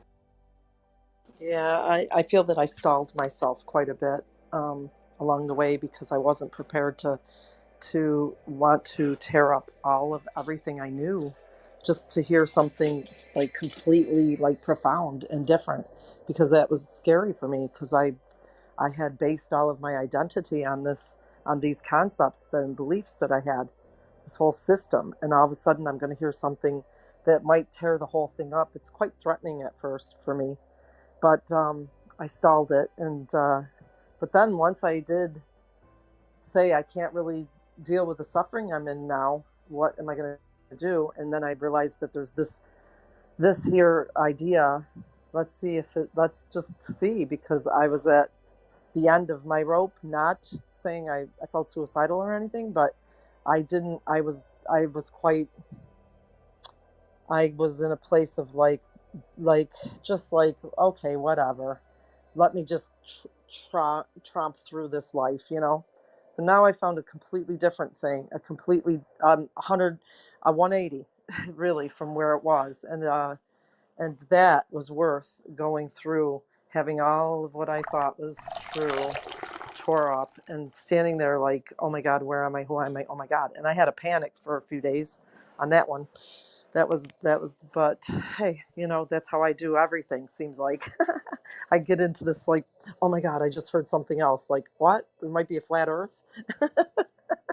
I'm just saying, and these things are like, holy shit, like, oh, and at first I might have a little panic feeling and some anxiety about it, but then I gotta say, well, let me just open up to whatever's out there and not block it, because that's just delaying my knowing myself more. So I that's all. don't want us to get too caught up in flat Earth type things, though. there's, I think Well, there's definitely a grounding in reality that this book has in terms of agreeing with tons of scientific evidence that the non-dualistic way is a way of looking at the world that lines up perfectly with string theory and quantum mechanics and a bunch of stuff that we can really have plenty of scientific proof behind. Whereas, you know, the but flat yeah, earthism, I don't even believe in science, because science is only as good as the tool that you measure it with. well, I'm I'm sure, I'm but out of it that builds on idea itself. I too. mean, okay. Well, I mean, science does like build on itself, and we've got some evidence that helps us reproduce something to know that it can be valid or not. And so it really serves a purpose. And my degrees in psychology, the statistics behind it are solid and a really great way to lead, some reality in your life. So I don't want to breeze by that. I want to keep it kind of central to my life too. I always feel Um, like Okay. science helps us observe and quantify what is already here, and to help our minds understand it and reflect. Because science, after some years, sometimes what we thought was, quote, true, and in fact it unravels and we realize that wasn't actually the case. So Yeah, Exactly true. science is so interesting. Yeah. It but can that's change true. when they've Like discovered something else. They could say, "Oh, wait, we were wrong." Maybe it's got some type of that's the possibly some type. self-correcting piece of science, and it is key to science that they're always open to learning something new. That just like what we're doing here with our learning process, science is continually seeking the truth with a big T, but all they can do is have a hypothesis that could be disproved down the road. You know, and there are some things that they do feel like they've proven as true. You know, like a meter is this kind of measurement of light that's a distance. So they take that as a truth and build off of that. But that's exactly what we're doing here with the book too. And there are plenty of things that are outside science that are fine to believe in if it works for you. I don't want to take anything away either. But I really feel like A Course in Miracles has the benefit of serving everybody, including people that believe in science and have a hard time accepting God before they read through the book and see it being practiced in their lives. I Like Helen, agree. I the really scribe who agree. wrote it. But I wanted to say, add on to what Adriana was saying about society being ready. And I do think we're awakening, because I noticed, I'm sure you all have, things like meditation now is just more mainstream. You just hear it more everywhere. Um, And serves a even, good purpose for our lives and building us up, definitely. yeah, I think that's all in the continuum of what we're doing here, and it's just a sign that everyone is beginning to wake up.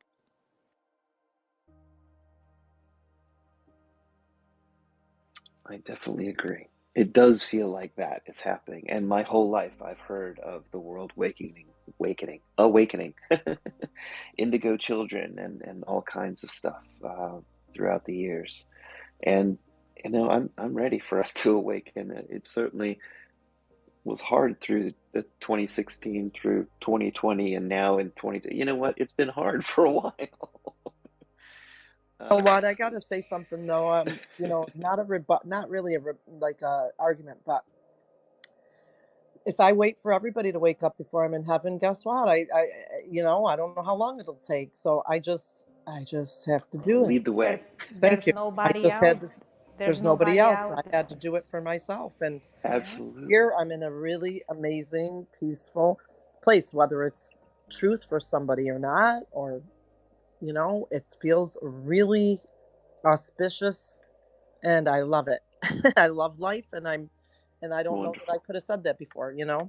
That's for me, and so I say Mm, we can all reach heaven right here, right now, when we make the choice. wonderful.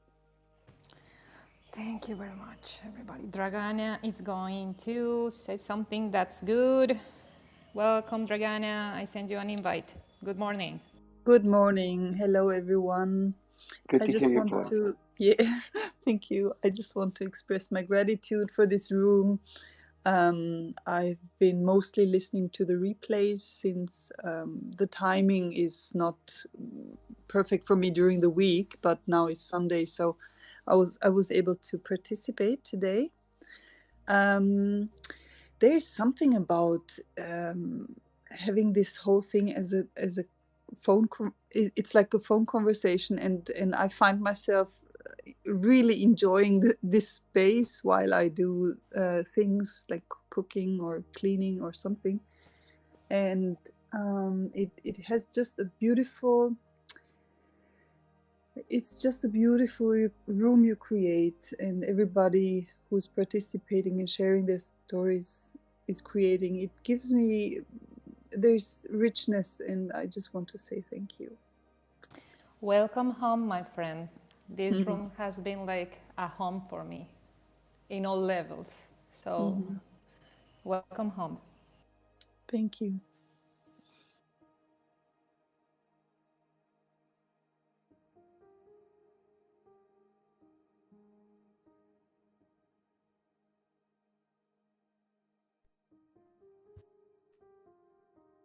I Well, actually found the Course in Miracles because I was looking for truth and I didn't know it.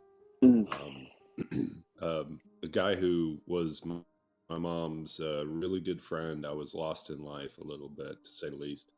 And I really didn't have like a spiritual North Star or a guiding light. Um, I just kind of looked at things and analyzed them as black and white. And, that really didn't work when it came to myself. I didn't have self forgiveness. I didn't think that was even a requirement. Um, and little did I learn that day that not only that was a requirement, but I learned that I could be mentally or spiritually just as sick and just as forgiven as somebody with a broken leg. Like, I thought that if I was upset or kind of losing my mind, that, you know, I was just broken, and that was it. There wasn't really any tolerance. And so the Course in Miracles for me, when it started, 17 years ago, was the beginning of my tolerance. And, I don't mean being a pushover kind of tolerance, but, really making a space where Compassion. I wouldn't react Yeah, anymore. You compassion. know what I mean? Yeah, compassion. So it's a good book for that, learning compassion.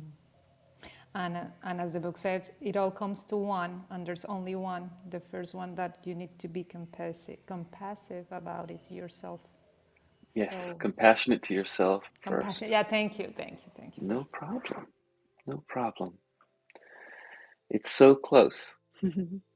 I can tell you that I make websites for a living. I'm a usability expert, and compassion is by far the most important feature of my job. It's being able to put myself in somebody else's shoes and see how the interface that I designed is complicated and confusing to them, even though it's perfectly clear to me. And it takes some practice to get out of your own shoes. It takes even more practice to try and put yourself in somebody else's shoes and then be open to hearing how far off you are directly from their mouths so that you can get the truth, You because need a we only lot get it of light from for outside. doing that. You need a lot of light, and you are the light, and you just realizing that. We have That come is, back to the yeah. light very often this morning. Your meditation that you gave this morning was beautiful. Thank you so much for doing that. But it had us dwelling in the light and the idea of a candle flame that can be shared to the next candle infinitely, like the ideas that we pass out here. This is the non-duality part of what we're practicing. It's a one-sidedness where God is good, only good, and there's no bad. There's no other side of that coin from the perspective. Here in our world of duality, we got two sides to every coin. There's two edges to every sword, and it's the world that we dwell in, and we generally call it the small r reality, and there are small t truths here, and a lot of times in science what we see are small t truths, but here what we're talking about are the big t truths, the ultimate truths that come from God, the guiding part of us that is God inside of each one of us. The bigger part of us is that we're all one in God. We're all a piece of this whole. The book calls it the sonship sometimes. But just to try and wrap it up together, we're looking at one idea in this book over and over and over again, like it's a diamond, and we look in each facet like a window into this diamond or a window into a hologram. But it's the same picture we're coming back to over and over and over again. It's that this world of our individuated perception, our provisional reality, what we see is made up largely of what we've learned about the things that we see around us. So when we say nothing I see means anything, and we look at this coffee cup, we know it's a coffee cup because of our life worth of seeing coffee cups, knowing what would happen if I dropped a coffee cup. Coffee cup I have in my hand right now is stainless steel. I would hurt my foot if I dropped it. But there's another coffee cup. The one Adriana has is ceramic, and if she dropped hers, it would hit her tile floor and it would smash into 1,000 pieces. I know that about these coffee cups because the way human animals work is we build up these ideas of the things around us and what they do and what happens with what they do. But if I was to pick up, let's just say, a styrofoam coffee cup and I'd never seen it before, and this thing, my God, if I drop it, it's not going to bang my foot. It's not going to break into 1,000 pieces. You know, it's going to, if it's empty, slowly float down to earth until it rests on the ground, for instance. The idea of looking outside of our assumptions is coming back to presence, present moment, right here, right now. And that's the only place we get out of our ego. Our ego is concerned with the past and the future, comparisons. It's really used to tearing us down and giving us lots of reasons to trip. But I really want you guys to realize that it's the ego that could be your enemy in some of these assumptions in life. And the way we get around these assumptions is by questioning these things. And that's what these lessons do. That's what this book is all about. Nothing I see means anything. I've given what I see all the meaning it has for me. I do not understand anything I see. These thoughts do not mean anything. The thoughts we're referring to in the fourth lesson really come back to how I assigned meaning to things. And we really care about the bigger things, the meaning we assign to, let's say, the house we grew up in. Positives, negatives, all of those judgments take us out from seeing the truth with clear eyes, with unadulterated, non-egoic, non-emotional bound, non-judgmental eyes. But that's the way that I found that the book works best for me. So I'll wrap it up by saying I'm never upset for the reason I think. And that is the fifth lesson. Today was the review, so that's lesson 51 for us. If you want to hear the meditation, you can listen to the replay, which is in that Facebook group, and it's also in the link that we have up there a lot of times now. Thank you all for joining us. We'll be back here at 6:30 tomorrow morning, and I'll open the floor again. But I've done a pretty comprehensive reset. Good morning, everybody. Thank you, Lee, for everything. That I was a love you. great reset. Thank you. I love all of you. Adriana, thank you so, so much for the beautiful meditation this morning. I really enjoyed it. Thank you. That's so nice to hear. Thank you very much. I can do another different type. I mean, it's like the same, but in another form, and that will help you to expand this concept. So tomorrow, if Lee allows it, I will do the second part of it. Yeah, you're the captain, so I have to I ask permission for it. I think this sounds like it worked out really, really well, and I am super impressed that you can read a meditation in Spanish and dynamically change it into something that still flows the way you did. It's super impressive. Well, I have to confess that I read it in English because I have that part in English. So, but thank you very much for complimenting me. That's the whole faith that you have in me. So thank you, my love, because No you problem. always see me like with all the light. Thank you Happy very to. much. All right, my friends. We are at a 9 o'clock turning point on the East Coast. That means, Joe, it's just 6 a.m. for you, buddy. Oh my God. All right.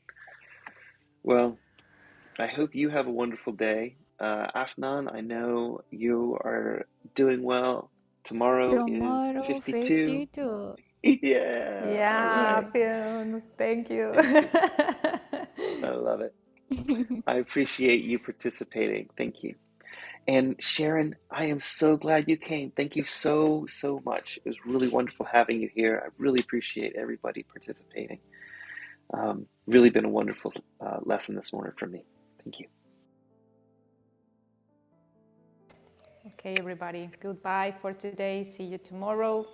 Have a Bye. wonderful day. Thank you, Bye bye. everyone. Big hugs. Thank Thank Bye. you. you. Loved Bye everybody. bye.